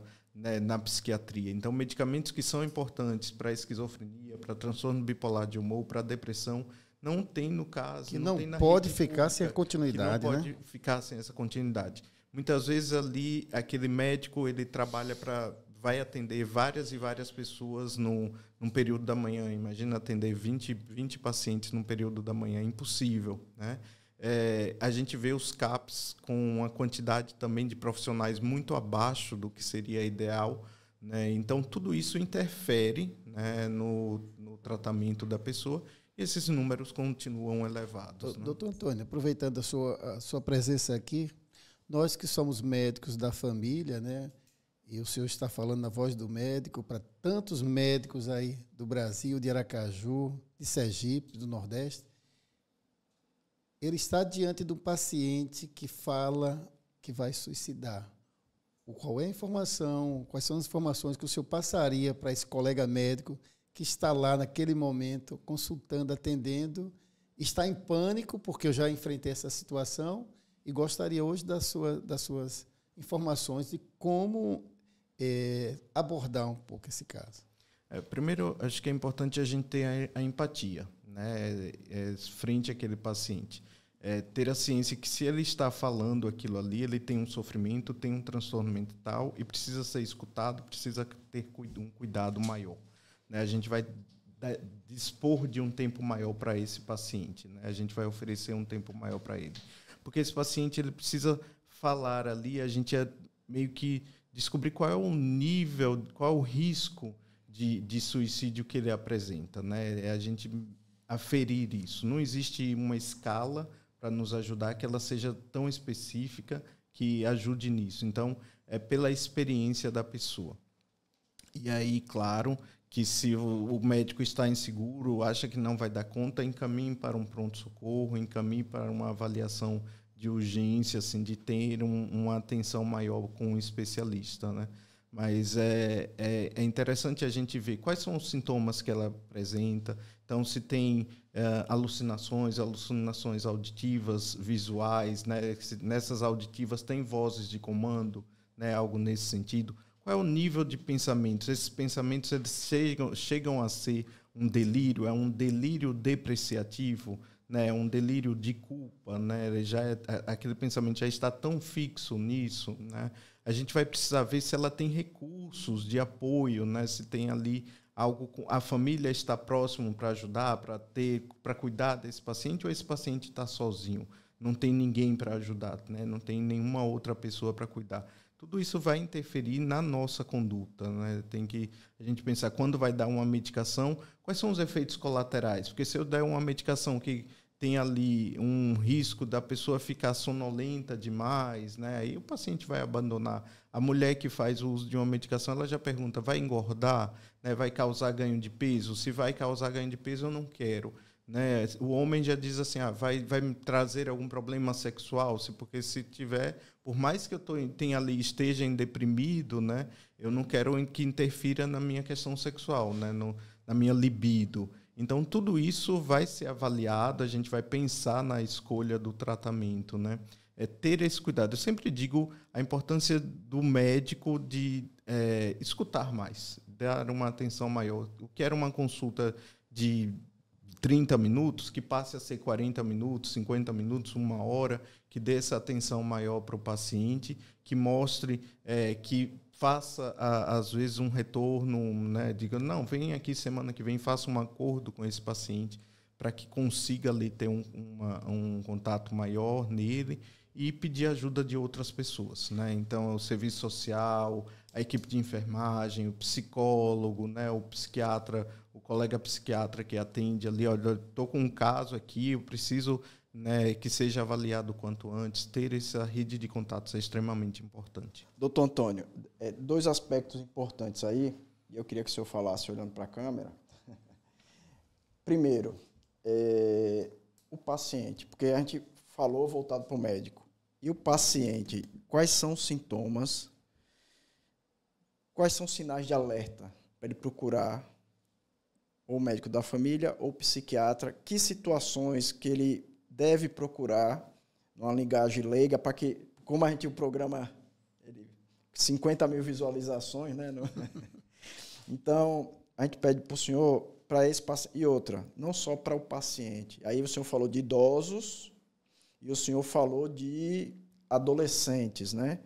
Quais sinais de alerta os pais ou os filhos dos idosos, né, possam estar olhando ali o paciente, estar olhando esses idosos, essas crianças, esses adolescentes, para que possam intervir? É sempre importante a gente ver as mudanças de comportamento. Então, aquele paciente que era extrovertido, alegre, comunicativo, e ele passa a ser uma pessoa triste, isolada, né, deprimida, tem uma tristeza intensa, tem um sintoma de humor deprimido, ou então começa a faltar prazer para as coisas, né? Então, eu gostava de ir para a academia, não tenho mais vontade de ir para a academia. Eu gostava de ir jantar num restaurante com os amigos, não gosto mais. Eu perco o prazer para isso. Essa tristeza, essa depressão ou a apatia, né, são fatores importantes. São 2 sintomas ali extremamente importantes que chamam a atenção. Mudanças de comportamento, né? A gente vê um familiar nosso que mudou de comportamento. Opa, preciso aqui de uma avaliação. As alterações do sono é muito importante. Muitas vezes a pessoa que está deprimida, ela dorme muito, né? Ela acaba ficando horas na cama. O que eram 7 horas passa a ser 10 horas de sono. Mas também existem aquelas pessoas que estão deprimidas e dormem pouco, né? Então elas passam a madrugada acordadas ali na cama com vários pensamentos de culpa, preocupações, né? Acontece algo nesse sentido. A pessoa, muitas vezes, ela vai falar, ela vai chegar e dizer, olha, eu estou pensando em morte, eu não tenho mais esperança pela vida.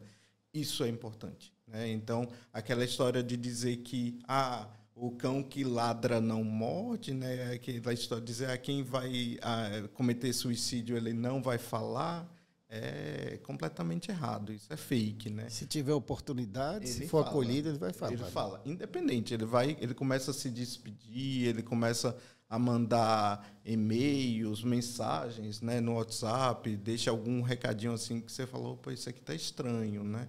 E aí essa pessoa ou fazem testamentos, né, começam a doar as coisas, né, começam a fazer doações, vender, algo nesse sentido. E se desfazer, né, das coisas importantes, são coisas que fazem a gente chamar a atenção, assim, dizer, opa, essa pessoa está precisando de uma ajuda.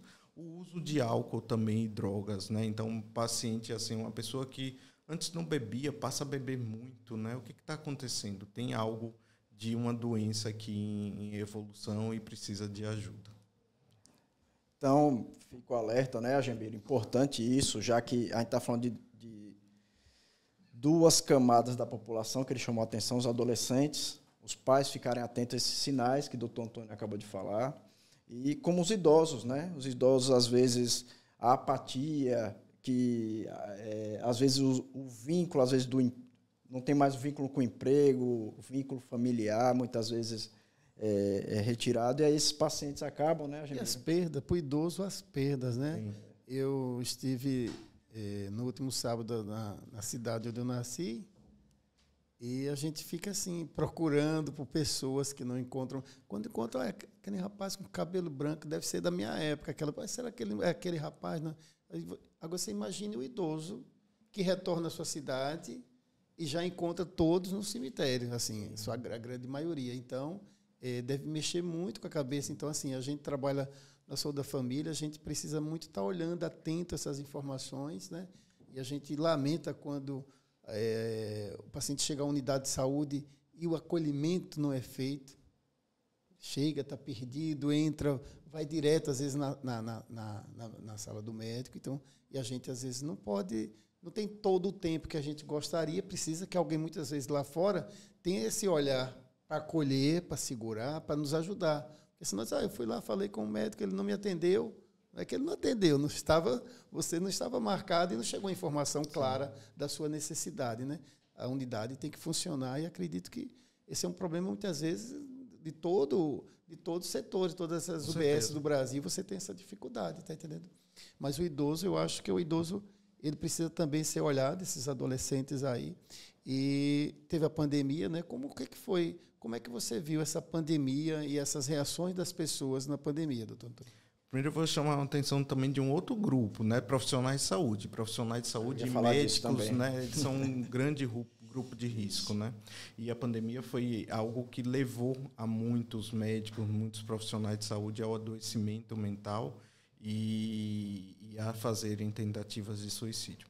A pandemia, ela trouxe um aumento maior, né, do adoecimento, então muitas pessoas elas começaram a fazer ali de ficar, não tinha mais um horário de acordar, no horário de dormir. iam para a noite e ficavam participando das lives, né, as lives musicais. E junto com a live tinha a bebida, né? Então, a gente tinha ali um aumento no consumo do álcool, uma alteração do comportamento do nosso ciclo do sono, e aí levava a um adoecimento. Já tinha aquelas preocupações. O medo virou, aumentou, né? Assim, tenho medo de adoecer, tenho medo de morrer, tenho medo de passar ali a doença para alguém da minha família, e por aí vai. Tenho medo de perder o meu familiar. E teve, além do medo, aí virar algo de ansiedade e começou a ter as perdas, né? Então, ou vieram as sequelas ou vieram as perdas da doença em si, né? Da Covid. Então, perdemos familiares, amigos, conhecidos, colegas de trabalho, e isso foi levando a um adoecimento. Com a pandemia, tivemos um maior número de adoecimentos e tivemos uma busca maior no consultório, né? E aí pessoas que eram completamente tinham um preconceito, dizia que depressão é frescura, que não existe depressão, que vinham com qualquer outra fala nesse sentido, elas passaram a ter sintomas, né? Seja de ansiedade, de pânico, de insônia e de depressão, e foram em busca de tratamento, né? Que bom que conseguiram avançar nessa parte do preconceito, né? Saíram do preconceito e foram em busca do tratamento. Então, a pandemia fez com que as pessoas valorizassem mais o psiquiatra, né? Deixamos de ser o médico dos loucos, né? E eu sempre falo que nós somos médicos das pessoas, né? Nós atendemos pessoas, atendemos gente, trabalhamos com a emoção, não com a loucura em si, mas sentimentos, emoções, comportamentos, né? A mente humana. E foi isso, assim, a pandemia veio e trouxe esse lado positivo das pessoas saírem do preconceito e buscarem uma ajuda, e buscarem o psiquiatra, o psicólogo, o psicanalista, né? E buscar, não, vou buscar ficar melhor e preciso de uma ajuda. Trabalhou menos ou trabalhou mais na pandemia? Eu trabalhei mais na pandemia. Tive aí muito, né, do atendimento online, hoje eu já quase não tenho o atendimento online, mas veio muita gente de fora, do exterior, inclusive, né?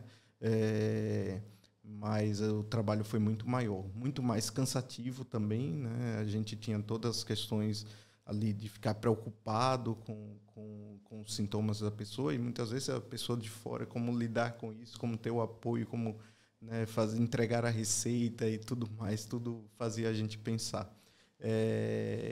Mas foi um trabalho bem mais difícil. O senhor falou sobre número de profissionais que não são suficientes, e a gente sempre aqui, a Voz do Médico, sempre procura saber como é que está a situação do Estado, da situação pública, da saúde pública em termos de saúde mental.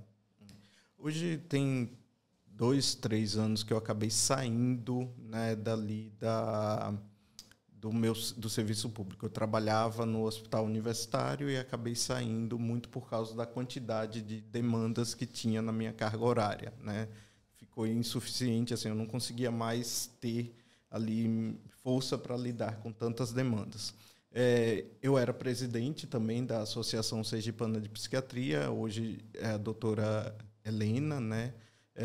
Helena Dávila, que assumiu a presidência, mas eu tenho ali, acompanho os grupos e vejo, né, cada vez mais assim, uma dificuldade, né? As prefeituras continuam não pagando corretamente aos médicos, a gente vê essa... Calote mesmo? De ficar algumas prefeituras ali no calote mesmo, né? E, inclusive, eles saem, né, de um serviço, sabe-se lá quando vai receber de volta. Isso é no interior, né? Acontece essas situações. Mas a gente está vendo agora essa questão com o CASE, né? Então, medicações que são importantes não estão encontrando. A gente já tem no posto de saúde nosso, ele tem uma quantidade de medicamentos inferior, né?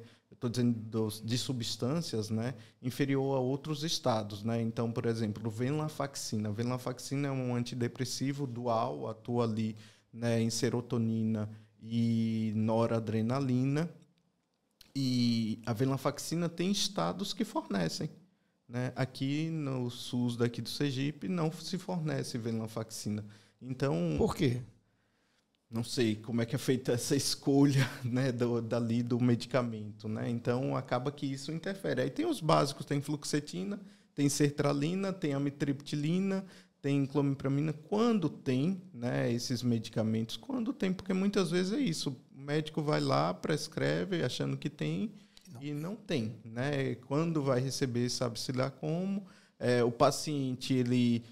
muitas vezes precisa de doses altas, né, de medicação, precisa de uma dose maior, né, e aí chega, acabou, não tem mais. Aí para de vez, aí sofre com a síndrome de descontinuação, aí volta naquela dose alta, então tem os efeitos colaterais, né, por ter retornado o tratamento, então tem uma amplitude de coisas ali. E aí também falta os outros profissionais, né? A gente não tem psicólogo suficiente na rede pública, não tem psicólogo suficiente ali para ajudar essa população. Doutor Antônio, você vê, Agemiro, quando a conversa flui, né? Passa no instante aqui, a gente poderia ficar conversando horas com o senhor, mas a gente queria que o senhor desse o recado final sobre o Setembro Amarelo,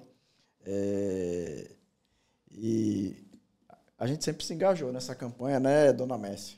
O sindicato já fez doação de carro de som, de algumas vezes. Esse ano que não pediram, mas o sindicato está à disposição também para participar dessa campanha. Sempre que solicitados, né, a gente...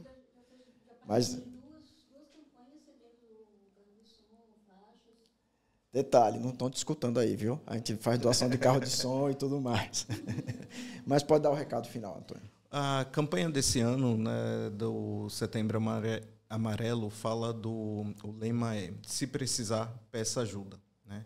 Então, isso mostra que a pessoa ela pode ter consciência dos sintomas, né? Tem ali uma crítica de que ela apresente um sintoma. Então, se você apresenta um sintoma como uma tristeza, uma apatia, uma alteração do sono, uma angústia intensa, uma ansiedade, peça ajuda. O quanto antes. Quanto antes a gente tratar esse sintoma, essa doença, a gente vai resolver e vai deixar a pessoa bem. Uma pessoa que tem pensamentos de morte, ela, ao ser tratada corretamente, ao ser medicada, ao fazer o tratamento multiprofissional de forma correta, ela vai ficar bem e vai ter uma vida normal. Então, se precisar, peça ajuda. Muito obrigado. Que excelente entrevista, hein, Agemiro? Vamos agradecer aqui a presença do doutor Antônio. E você, colega médico aí das UBS, assista nosso podcast. Você vai aprender como lidar melhor e passar informações. Inclusive, o Setembro Amarelo, teremos palestra em todas as UBS. Então, é um momento. Agradecer, já deixando saudade. E vamos ver se... Não, vai ser participação aqui. Outras vezes aqui. Doutor Antônio, você encontra na Clínica Reintegrar, viu? E o doutor Antônio aqui com essas informações também, Agemiro, já abre o leque aí para a gente fazer denúncias, né? Referente às faltas de medicações, excesso de pacientes, perde a universidade um profissional extremamente capacitado, formado, da academia. Então, está aqui sempre bem-vindo e o sindicato continua na luta, inclusive da saúde mental. Perdeu a sociedade, e também perderam os alunos, né? Porque um mestre desse para seguir lá no HU, realmente, então, precisamos zelar por esses bons profissionais, com concurso, com valorização profissional, com a carreira médica, para que a gente tenha sempre esses mestres lecionando, informando para todos, inclusive naquele momento de aprendizagem dos nossos alunos. Obrigado, doutor Antônio. Muito obrigado. Seja sempre bem-vindo, viu? Muito obrigado. Okay.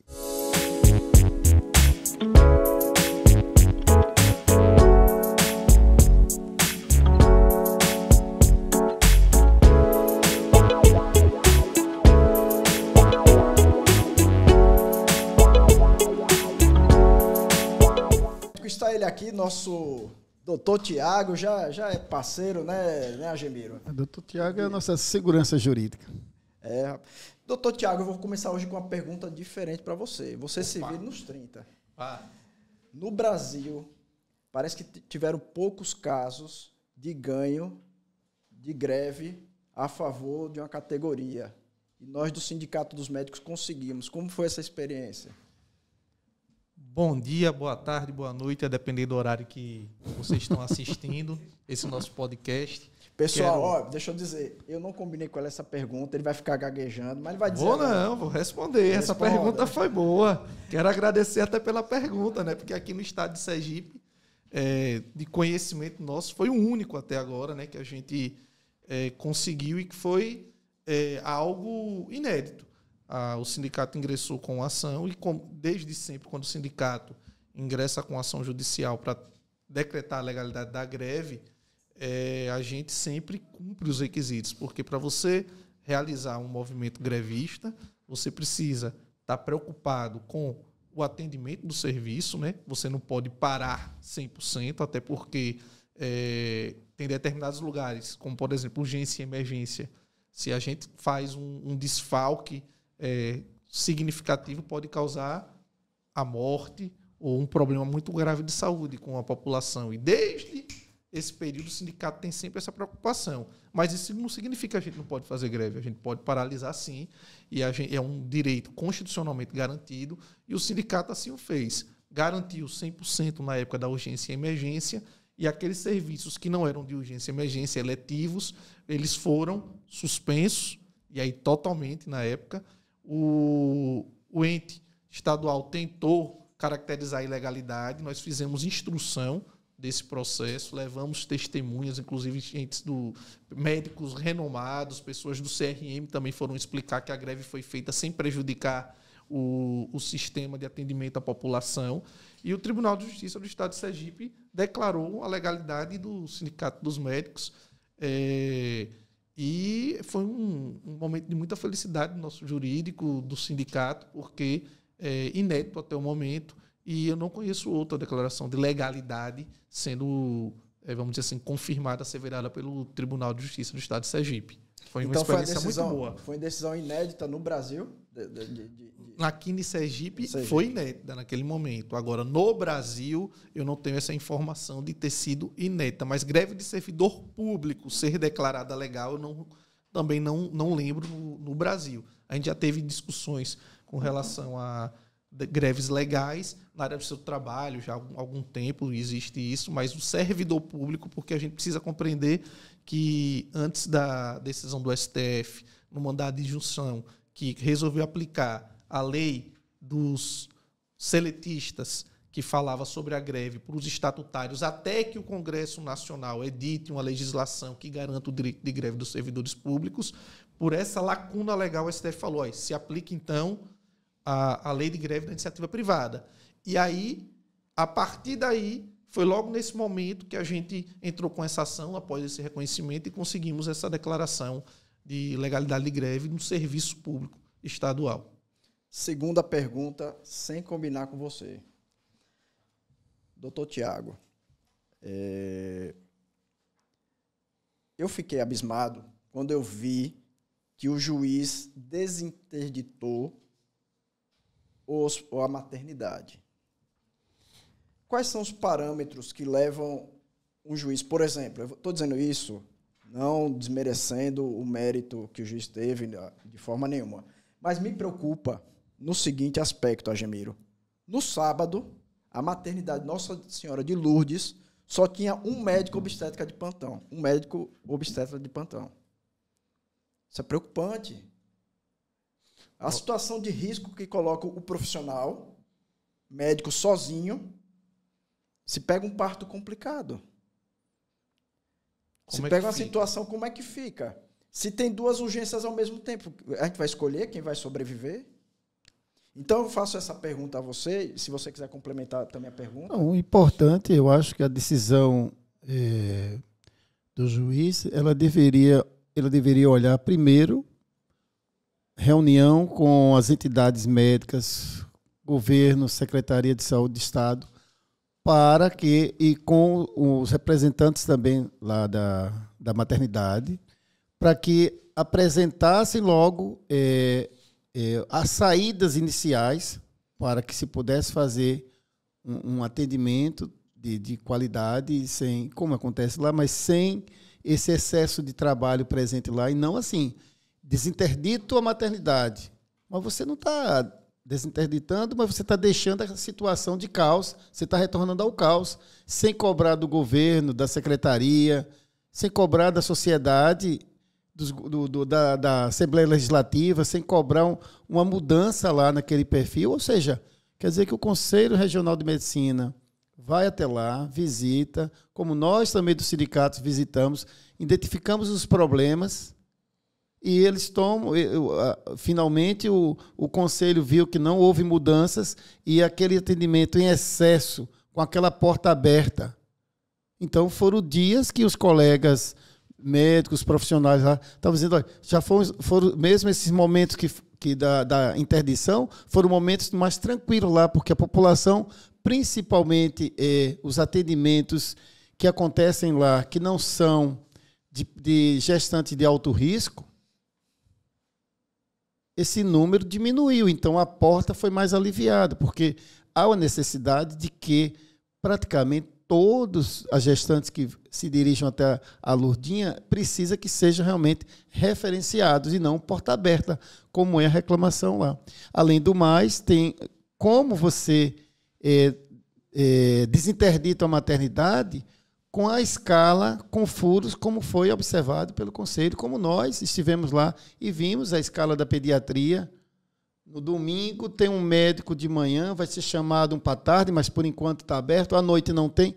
E como é um serviço que não pode parar, vai funcionar desse jeito. Alguma coisa tem que ser feita. Então, não é só a canetada, desinterdito, não.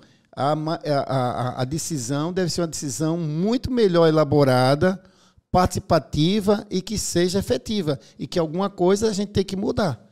No mínimo, uma pressão em cima do governo para que se realize o concurso público para a saúde num prazo de 90 dias, que, sei lá, o mínimo que possa ter para já gerar algo positivo e que contratem mais profissionais, encontrem uma saída para que a gente possa melhorar e dar um atendimento lá. Porque o número de crianças, inclusive, nós estivemos aqui com a doutora Aline, nós fizemos a convite lá, a pedido do próprio sindicato, uma reunião extraordinária no Conselho, onde há, naquela maternidade, cerca de 99 crianças. Os bebezinhos lá, mas são bebês que tomam 20, 30 medicações de hora em hora, de 2 horas, durante o dia. Então, é uma prescrição que demora, é um cuidado que demora. A enfermagem também está super atarefada, supercarregada. Então, assim, há uma necessidade grande de que resolvamos o problema da maternidade. E passa pela Assembleia Legislativa, pelos deputados, por toda a secretaria, e uma decisão do governo também. Isso é muito importante. E não só uma decisão do juiz, na minha opinião.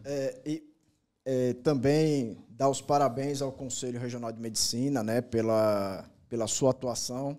Lembrar também do Ministério Público Estadual, que desde dezembro do ano passado vem também denunciando ação civil pública. Mas, Tiago, eu queria... a pergunta inicial, né? Como se toma uma decisão dessa, sendo que ainda tem pessoas em risco, profissional em risco... Vidas em risco. Vidas, né? Em risco. Boa pergunta, doutor Elton. Primeiro, a gente precisa colocar para todo mundo que está assistindo a gente que é o seguinte: nós, enquanto instituição, sindicato, ainda não funcionamos neste processo. O que é que a gente quer dizer para toda a população? Não há habilitação do sindicato e dos seus advogados dentro dos autos. Por isso, nós não conhecemos as minúcias do processo. É preciso que a gente compreenda que um processo ele tem fases, né? Eu estou trazendo para a questão jurídica para que a gente possa compreender. E é necessário que a gente tenha acesso a esse processo todo, que talvez a gente possa compreender algum tipo de decisão. Porque o juiz ele tem o livre convencimento motivado, ele precisa motivar a sua decisão, e, com certeza, um pedido judicial que foi formulado pelo Estado vai ser colocado naquele pedido aquilo que favorece o ente estadual, por óbvio, né? Ninguém vai entrar com a ação e juntar provas que sejam contrárias a si. E aí é preciso analisar quais foram as provas que foram juntadas, porque nós do sindicato, já fomos vítimas de informações juntadas por determinados entes em embates, e aquelas informações induziam o próprio judiciário a erro. Não estou dizendo que é esse o caso, mas nós já vivenciamos essa situação de ter sido colocado informações que não condiziam com a realidade. Depois a gente tinha que trazer os elementos, as provas, os documentos, mostrando que aquilo não era daquela forma. E é preciso saber primeiro esse ponto, analisar qual foi a situação colocada pelo Estado de Sergipe, quais foram as provas que foram colocadas que fez com que o juiz concedesse essa decisão. Porque depois desse momento, se tem algo urgente, se, por exemplo, o Estado junta lá, estou dando um exemplo hipotético para frisar que se você pegou agora, a gente ainda não está dentro desse processo, mas se o Estado juntar lá e dizer assim, olha, tem 50 crianças que precisavam fazer o parto, 10 tiveram problemas, tivemos que transferir para a iniciativa privada e o caos está instalado e é necessário. Estou dizendo que ele pode ter levado. Não estou dizendo que isso seja um motivo ou não motivo. Estou trazendo assim, quais são as informações. Então é muito difícil a gente fazer uma análise a priori. Mas, no processo, depois que se tem essa posição, nós que já declaramos greve legal, com todos os requisitos, e antes mesmo de entrar em greve, já saía com 48 horas, 24 horas, uma decisão liminar suspendendo a atividade, quando a gente olhar, os argumentos lançados não condiziam com a realidade. Lembra que a gente já passou por isso? Então, a gente precisa analisar o que está nos autos, porque depois vai ser o momento daquele que promoveu aquele ato de interdição, que aí eu já posso entrar nessa questão desse mérito, porque é o seguinte, nós precisamos compreender que a atuação do Conselho nessa atividade específica é legitimidade do Conselho. É o Conselho Regional de Medicina que tem, entre suas obrigações, entre outras, garantir que o ato médico seja realizado dentro de espaços que garantam a segurança para o profissional e para a população. Se você tem um espaço onde você está colocando em risco a população que procura aquele atendimento, em risco o próprio médico, porque você acabou de colocar, se chega, eu estou lá de plantão 1, chegam 3 urgências, as famílias vão se revoltar. A gente já viu o médico sendo agredido, sendo xingado, e coloca em precariedade, quando eu digo assim, agora não é nem, vou até mais aprofundar, a realização do ato, quando eu não tenho todos aqueles elementos necessários para eu praticar um ato perfeito, quando eu não precise, desculpe a palavra, armengar. Por exemplo, eu preciso que naquela unidade tenha todos os equipamentos necessários para eu desenvolver aquela atividade com zelo e com maestria. Então, o Conselho, ao fazer isso, fazer uma vistoria, ao analisar, o sindicato, ao ir lá, a também apontar os equívocos, mostra de forma técnica, dentro da sua área do conhecimento, aquilo que diz, olha, do jeito que está, nós precisamos interditar. Porque a interdição ética, vamos aqui deixar, é a situação mais gravosa. E só se chega a essa situação depois de vários passos de uma caminhada. O doutor Elton acabou de dizer aqui que o Ministério Público já acompanha essa situação, já ingressou com ação desde meados do ano passado. Não foi isso, doutor Elton? Então, não é algo que surgiu agora. Agora, concordo com o que foi colocado por doutor Agemiro, que também não vai ser uma canetada que vai resolver a situação. É uma situação delicada, mas, no meu entender, a gente precisa buscar nesse momento a técnica. O que é que eu quero dizer? Aquilo que é necessário se analisar para desenvolver um ato médico. Não pode ser o judiciário que diga isso. Quem tem que dizer isso é o Conselho Regional de Medicina. Então, aguarda aí as cenas dos próximos capítulos, mas a gente precisa garantir. Quantas vezes tem um processo judicial e o judiciário pede a posição de um médico perito? Por quê? Porque justamente não se tem aquele conhecimento sobre aquele assunto. E os peritos, eles são utilizados dentro do processo para ajudar a chegar à verdade e ajudar o juiz a promover uma decisão.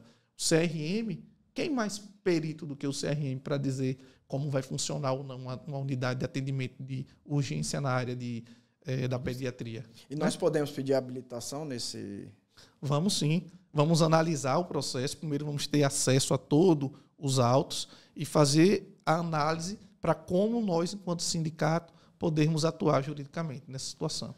Doutor Tiago, você está me devendo uma resposta referente ao Hospital Cirurgia. Como é que andam as negociações com o Hospital Cirurgia? Referente ao Hospital Cirurgia, infelizmente nós tivemos choques de horário. Ainda não conseguimos fazer aquela sentada. O sindicato vem cobrando, o Cirurgia, através da sua assessoria jurídica, tem trabalhado muito em Brasília esses dias, está resolvendo essas situações lá, mas a gente ainda está aguardando, porque o próprio Ministério Público do Trabalho já notificou o sindicato para saber qual foi a posição da reunião, porque nós tínhamos 20 dias para sentar com o Hospital Cirurgia e iniciar o diálogo daquilo que seria, nós pretendemos que seja um ACT, né? Bem, pessoal, é bom que vocês fiquem cientes que o Sindicato dos Médicos está lutando pela questão de cirurgia. Importante informação hoje, viu, Agemiro? Ofício da Secretaria Estadual de Saúde adiando aquela reunião que seria agora em meados de setembro, aquela situação que nós colocamos de envolver todos os entes, Secretaria de Administração, Secretaria de Finanças, a PGE, envolver todos os atores, adiaram mais uma vez. E agora não tem nem mais argumento relacionado a recurso, né? Semana passada a gente apresentou aqui, enquanto sindicato, é preciso todo mundo saber, o estado de Sergipe, até o mês de agosto, já arrecadou mais do que todo o ano de 2022 de receita líquida, de receita que fica no bolso do Estado. E a previsão de arrecadação esse ano é para sair de 12 bilhões para quase 19 bilhões. O maior aumento de arrecadação histórico, sem dúvida, de 2015 para cá. Eu não consegui fazer de 2010, mas, historicamente, as curvas de aumento de previsão este ano é fora do caminho, né? Talvez porque saiu de 18% a alíquota modal do ICMS, foi para 22%, e depois, sobre o argumento de que tinha feito a desoneração dos combustíveis, que iria se perder. Então, não sei se vocês lembram que foi feito isso, mas depois, na hora de retroceder, não retrocedeu para os 18%, retrocedeu para 19%, permaneceu um pouquinho a mais. Além disso, a construção da economia sergipana parece que está dando uma evolução, porque a arrecadação está aumentando muito. O FPE, que estava tendo chororô aí, que disseram que o FPE em 2 meses ia cair 60 milhões, isso é dado, está na transparência. Se você pegar de janeiro a agosto de 2022 e de janeiro a agosto de 2023, o FPE cresceu nominalmente 190 milhões. Superávit de 190 milhões. Então, não dá para dizer que o FPE, mesmo com essa perda que teve em agosto e em julho. Não, e como eu falei anteriormente, Agemiro, eu acredito piamente na capacidade administrativa do governo. Um governo que conseguiu, em 4 meses, fazer um forró de 60 dias, não era 30 não, 60 dias, com atrações nacionais, ali na orla, chamando a atenção do turismo do Brasil, eu tenho certeza que eles têm capacidade de resolver os problemas dos concursados da Fundação. Eu tenho certeza absoluta Parece disso. que já foi denunciado por nós, parece que o objetivo é o quê? Empurrando com a barriga, protelando. E protelando. Algo que é preciso ter uma resolutividade rápida, porque quem sofre com essa situação é a população e os servidores, que ficam numa sensação de insegurança do seu trabalho, que afeta a sua atividade e também o seu psicológico. Bem, pessoal, no próximo programa traremos mais informações sobre o SAMU CLT, certo? Mais informações sobre a Fundação Hospital Cirurgia, informações sobre as negociações. Também traremos informações a respeito de como anda essa questão, tanto do Acordo Coletivo de Trabalho da Fundação Estatal de Saúde, quanto essa questão dos empregos de quem é concursado de lá. Lembrando, Agemiro, toda terça-feira, no Sindicato dos Médicos, meio-dia. Tem almoço com a diretoria, compareça, médico filiado, vá lá tirar suas dúvidas, leve suas demandas para a gente poder atuar melhor. E amanhã, pessoal, começam amanhã as eleições do sindicato, Agemiro. Opa! 12, 13, você que é filiado, você que está em dia com o sindicato, apareça lá, aproveite amanhã meio-dia, almoça conosco e já volta nas eleições, né, Agemiro? Seja participativo, né? É muito importante que você você mete filiado. Compareça ao seu sindicato, participe. A eleição é sempre um momento de alegria, de reencontrar os amigos, os colegas. Então, vamos até o sindicato fazer parte dessa história. E o sindicato só é forte com a participação de todos os filiados, no dia a dia do sindicato, nas assembleias, nas mobilizações, participando da organização conosco. Aí você vê que nós temos a frente jurídica, mas a frente de luta com a mobilização e participação de vocês também é importante. Tá certo, pessoal? Então, vamos para mais um bloco.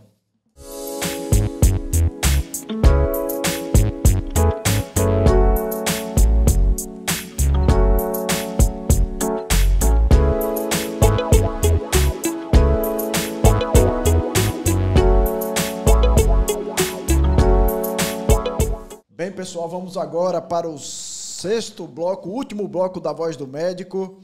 Mas antes, Agemiro, eu vou falar, sabe de quê? Nossos patrocinadores, é importante falar, viu, João? Nossos patrocinadores aí tem a Ecovet, doutora Valesca Whitshire.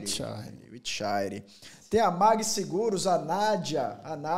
Nádia, qualquer coisa, procure. Vai ter o telefone de Nádia aqui embaixo, não vai? Pra gente falar com Nádia lá. Nádia da Mão Geral, procure lá que Nádia tem um plano de aposentadoria, rapaz. Tem o DIT, você se machucou, tem aquele segurozinho que você recebe um dinheirinho depois. E tem a NEA. É NEA ou NEA? NEA. Ela virar aqui vai tirar essa dúvida da gente, mas acho que é NEA. Procure lá, Amanda, seu Nilo, que vão tratar você muito bem lá no escritório de contabilidade. A Sobrames, rapaz, essa semana não veio. E aí eu vou justificar, doutor Lúcio Prado tinha um compromisso hoje. Nós tivemos que mudar a Voz do Médico para as segundas-feiras. Tem um compromisso da Academia Sergipana de Medicina, mas semana que vem a Sobrames estará aqui, viu? Vamos ter que dobrar o tempo dele, então. Vamos dobrar o tempo de Lúcio. Doutor Lúcio é uma conversa ótima, a gente fica horas conversando com ele aqui. E vamos ao melhor bloco da Voz do Médico, que é o dia dos aniversariantes, Agemiro. Vamos lá, né? Vamos sim. Dia 11/9, doutor Igor Prado Oliveira. Aê! Dia 12, Agemiro. Amanhã, dia 12, doutor Petrônio Andrade Gomes. Doutor Lúcio... Meu colega de UBS, doutor Lúcio José de Oliveira Santos. Minha querida Tereza Neumann de Oliveira Carvalho. Mais palmas da doutora Tereza, que a Agemiro é fã incondicional dela. Mais palmas. Aê! Amiga de longa data. Carlos Alberto Carvalho também no dia 12/9. Olha. O sanfoneiro André Leite Monteiro, parabéns, André. 12/9 também, doutor João Bosco Silva de Oliveira. 13/9. Doutor Roberto Queiroz Gugel. Ex-presidente da SOMES, um abraço, doutor Roberto Gugel. Matheus Oliveira de Almeida. 13/9, nosso diretor. Doutor Hugo Jardelino de Andrade, o fazendeiro do sertão. Doutora Ivana Maria Machado, gostei. Vamos lá. Hugo Jardelino de Andrade, o vaqueiro do sertão. Palmas para o doutor Hugo. Ivana Maria Machado. Israel. Dia 14, nosso amigo Israel Silas Ângelo Santos de Jesus. Felicidades. Mandaram botar aqui um parabéns com um asterisco, palmas dobradas para a doutora... Cadê aqui? Luciane Silveira Carvalho Góes. Isso, tem que falar o nome certo. Luciane Silveira Carvalho Góes. Palmas para a doutora Luciane. Um abraço especial, Luciane. Olha, você mora no coração do Sul Médio, viu? Sim. E doutora Enalva Bastos Rodrigues. Tem mais ainda, 16/9. Nossa amiga, doutora Soraya Ramos Santos Faro. 17/9, João dos Santos Júnior. Ednei Vander Pacheco de Vasconcelos. Não, peraí. Tá devagar demais. Empolgação. Vai lá, aniversário do Cabra, vai. Ednei Vander Pacheco de Vasconcelos. Anderson Santana Lima. Datas comemorativas de setembro. 1º de setembro, dia do endocrinologista. 4 de setembro, Dia Mundial da Saúde Sexual, importante.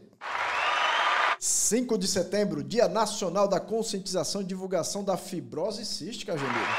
Também no dia 5, dia do oficial de farmácia. 8 de setembro, Dia Mundial da Fisioterapia. Também o Dia Nacional de Luta por Medicamento. Isso é um dia importante, dia 8, porque os governos que a gente está vendo aqui, várias entrevistas que tivemos aqui. Faltando medicação. Faltando medicação importante para os pacientes. Enfim, os sindicatos médicos continuam nessa luta, né? Dia Mundial da Fibrose Cística, no dia 8. Aí teve até uma estilizada. 9 de setembro, Dia do Médico Veterinário. Parabéns a Valesco e Tichari representando todos os veterinários, viu? Dia 10 de setembro, Dia Mundial de Prevenção ao Suicídio. A importante palestra aqui que tivemos hoje com o Dr. Antônio Aragão. 13 de setembro, Dia Mundial da Sepse. 15 de setembro, Dia Mundial de Conscientização sobre os linfomas Hodgkin e não Hodgkin. Dia 16 de setembro, Dia Nacional de Combate e Prevenção à Trombose. Dia 17 de setembro, Dia Mundial da Segurança do Paciente. 18 de setembro, Dia Nacional de Conscientização e Incentivo ao Diagnóstico Precoce do Retinoblastoma. 19 de setembro, Dia do Ortopedista, Gemiro. Dia Internacional de Atenção aos Acidentes Ofídicos. O velho SUS faz aniversário no dia 19 de setembro, Agemiro. Oh, meu Deus. Muitas velas para você e parabéns aí. Palmas dobradas aí. 19 de setembro de que ano? De 1990. É 90 ou 91? 90. A lei do SUS é 90. 90, né? Então, 1990, viu?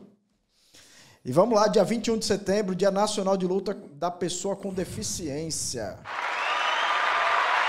Dia Mundial da Doença de Alzheimer. Também dia 21. E também a chegada da primavera. Vamos encerrar mais um podcast, Agemiro. Chegou o final do nosso programa. Rapaz, tanto aniversário, tanto dia de importantes, hein, Agemiro? Quase que a gente não termina hoje, hein? Mas, pessoal, hoje tivemos importantes entrevistas aqui, né, Agemiro? Falando sobre o Setembro Amarelo, doutor Antônio, importante você que trabalha no SUS, você que tem adolescentes em casa, idosos em casa, importante ver essa entrevista do doutor Antônio. Quem mais tivemos aqui, Agemiro? As entrevistas hoje estão muito, muito interessantes e você não pode perder. Você médico, você leigo, você tem essa necessidade semanal de acompanhar a voz do médico do nosso sindicato. É isso aí, pessoal. Mais um programa que se encerra hoje, Agemiro. Chegamos ao final do 9º episódio, mais um programa interessante para você, médico, médica, para a sociedade como um todo. E semana que vem estaremos aqui, Agemiro, mais uma vez. Com a voz do médico. Fiquem com Deus e até a próxima. Fui!